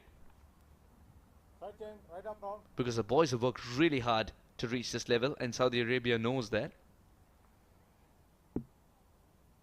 But it's just that I really thought they were blown away by the level of competition initially. With the bat in hand, not the ball. The bowlers have done their bit. At least initially they had done their bit. The finish or the death bowling has been a concern. And of course the fielding has to improve as well. So there is a big scope of improvement in every department perhaps. And they need to gel together as a team really well. The man on his screen would be mighty pleased with this effort. He knew that he needed to get back to winning ways. They might be table toppers, but they got to retain their position as well. And it looks like the crown is within distance of achieving. Canada win this one. They're looking at advancement in the tournament. Oh yes, and quite rightly so, simply because they've been the best team on display. Yes, they may have missed out against Bahrain in the last game. Look at that for a short delivery. Just the perfect height, just the perfect length, well directed at the same time. And just coming back to their loss against Bahrain, otherwise they've looked a good all-round side, strong on top, solid in the middle, with the ball as well. They've kept things tight. 48 in 3.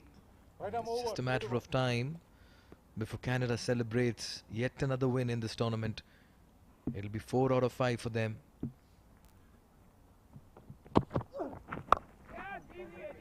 That's gone straight up in the air. This could be catch practice again. Yes, it is. Simple catch. Johnson suggesting that the lights were right in my eyes, but still he picked the ball. The only person who didn't pick the ball was a batter. The slower delivery swung too early. 4-wicket haul and only 4-wicket haul. There might be a chance of a 5-wicket haul as well. He's got 2 deliveries to try and do that. Amar Khalid as Zainul Abidin departs for 5. 124 for 8.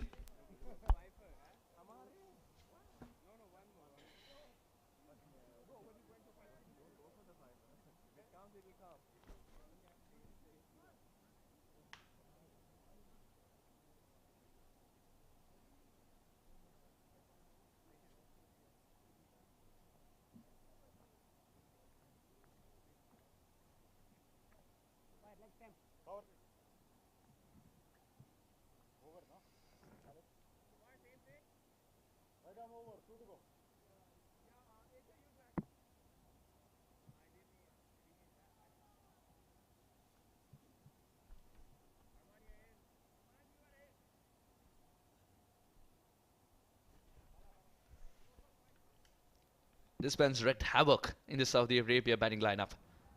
Can he pick up a 5-er as well? That's gone high in the air. Will it be taken? It's not going to be easy.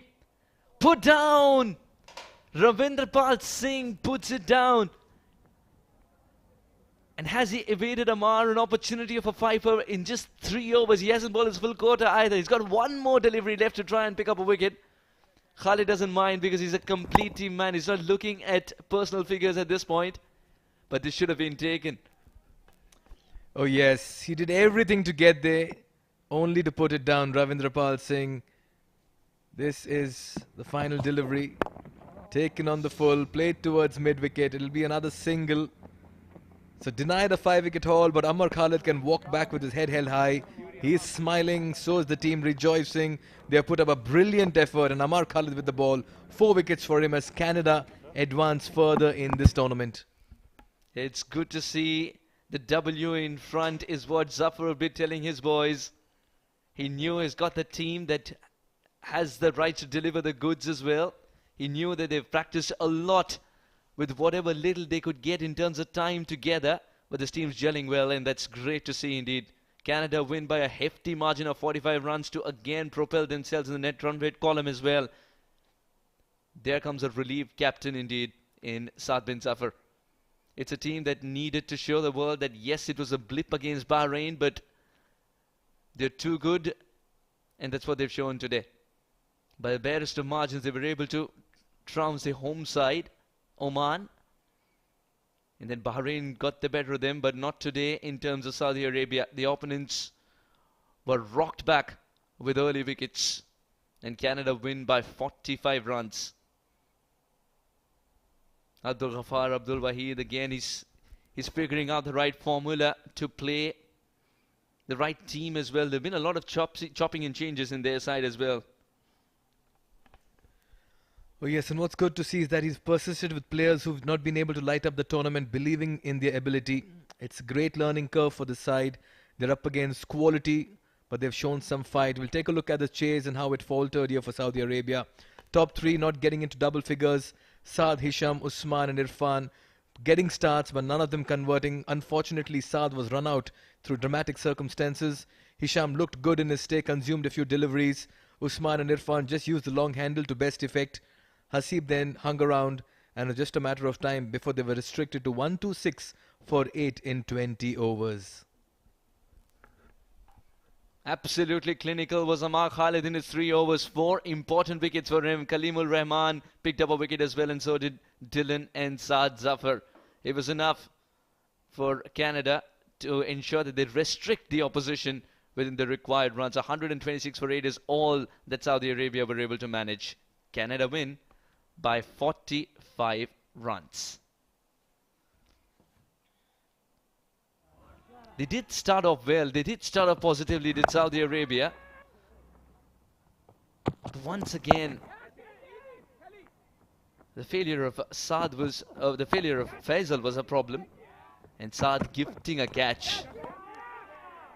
Captain also found his own way of getting back to the pavilion. Did some resistance in terms of a partnership. While everyone was absorbed in the appeal, that eventually was a run out. And a few good shots by Usman. But again, once more, a player who gets a start but doesn't convert. Simple catch for Dylan. Yusuf did the same thing, going for the big shots, but not clearing. This was Yusuf dancing down the track, and Srimanta just enough quick. This was a simple catch indeed, and there was another opportunity though. Saad and his boys have done the trick indeed. Saad and his boys have found out the formula to excel in Oman. 171 for 6 Canada after being asked to bat. Matthew Spooz with a run of all 44, with Harsh Thakur featuring there for his good 37. Saad Zafar's 25 of 11 came very handy in the end after Canada had lost early wickets and were rocked by Saudi Arabia's terrific bowling first up. And Saudi Arabia in reply with the bat in hand, only 126 for 8, and that's been a cause of concern for them throughout this tournament. Saad Khan 29 of 22 top scoring, and Mohammad Hisham Sheikh's 20 of 31 deliveries also makes the cut in the top 3. Usman Najib's run of ball 19 was good enough to some extent, but he had to excel in terms of going to the next gear, which he couldn't. Amar stands out with his 4 wickets for just 17 runs. If only that catch was taken by Ravindra Pal Singh, he would have opened his arms and said, I've got a fiver as well, and we would have seen everything here in Mazaplay.net presents Desert Cup T20I series. Kalimullah was good. Kalim Sana was good. 1 for 21. Again, he was playing the supportive role, I felt, today. It wasn't the regular role. Kalim and Dylan, of course, hitting the length and ensuring that he picks up wickets, keeps it tight, and shows the world that why he's known as a complete cricketer. Will come in with a bat in hand and ensure that it's a big finish for Canada in their favour, Mikhail, and then, of course, come back with the ball in hand, pick up a wicket and play the supportive role for Amar Khalid to be the shining star today. All in all, a great game of cricket. Let's find out who the player of the match is with Shoaib Ahmed, the post-match presentation. Good evening and welcome. It's match number 9, the post-match presentation ceremony for the game between Canada and Saudi Arabia. Saudi Arabia won the toss and decided to bowl first. And well, they started off well, got some early wickets of Team Canada, restricted them in the first few overs, but a great partnership that was there between the two players of Canada. It was a brilliant performance from Matthew Spurs, who was instrumental in getting Canada to a good score. 44 runs of 44 balls from him. Harsh Thakur was also a great partner for Matthew Spurs, scoring 37 runs in 19 balls. In the end, that score was always going to be a tough score. 171 on the board from Canada made sure that it was a tall task for Saudi Arabia to chase it down. Saudi Arabia are still looking for that first win, while Canada are back to winning ways after losing their game yesterday. So yes, it's time for us to call and speak to the two captains and find out what they have to tell us about the game tonight. Let's start with the captain of Saudi Arabia, Abdul Wahid Abdul Ghaffar. Abdul Wahid, hard luck tonight. Of course, we saw that you started off well and we all felt that, you know, there is an upset coming, but hats off to Canada the way they got some runs on the board just at the right time. To be honest, like we started really well. The bowlers, they have utilized the wicket the way we want. But all credit goes to the Canada team. The players, they have played really well and they finished the inning very well. So that's why 170 was quite good score in this wicket. Yes, tell us a little bit about your bowling. The bowling looks good. The batting has just been a little underperforming. So do you have any plans to change that? Yeah, definitely. Actually, all the couple of I would say 80% batsmen, they are new and they are unexperienced. But day by day they have proved that they can learn, and we have learned day by day. However, we have started really well today, but just couple of mistakes, couple of just like how we partnership we are looking for. But all T20 is all about partnership. That's why. So we are looking for a positive in the future, inshallah. Hard luck tonight and all the best. Thank you so much. Thank you. That was the captain of Saudi Arabia, Abdul Wahid Abdul Ghaffar. Now it's time for us to call the captain of Team Canada. It's Saad bin Zafar to have a quick word. Saad, back to winning ways. Yes, there was a game that you couldn't win, but I think you'll be happy with the performance tonight. Yeah, really happy with the performance tonight. I think boys played exceptional cricket. Yes, we had a shaky start, but the middle order stood up. We had a good partnership with Matthew and Harsh, who gave us a good stable base, and then we accelerated at the end. So overall, good batting performance, and also in the bowling, I think Amar bowled exceptionally well, and all the other bowlers, I think they hit their lines consistently. We fielded well as well. So overall, happy how that day went for us. You're well placed in that group of 4, and we hope that you continue that good run. All the best. Yeah, it's very important. I think we have one game left against Oman. It's important to finish with a win, so we carry that momentum hopefully into the finals. So important game for us tomorrow, and hopefully, inshallah, we'll do well. Cheers. All the best. Thank you. The winning captain of Canada, and now it's time to announce the player of the match. For that, we'll ask and invite the match referee, Mr. Jamil Zaidi, to join us. He has the player of the match memento in his hand, and no prizes for guessing. It's gone to the fast bowler of Team Canada, Amar Khalid, who took 4 wickets in his 3 overs and gave away just 17 runs. Amar Khalid, the player of the match.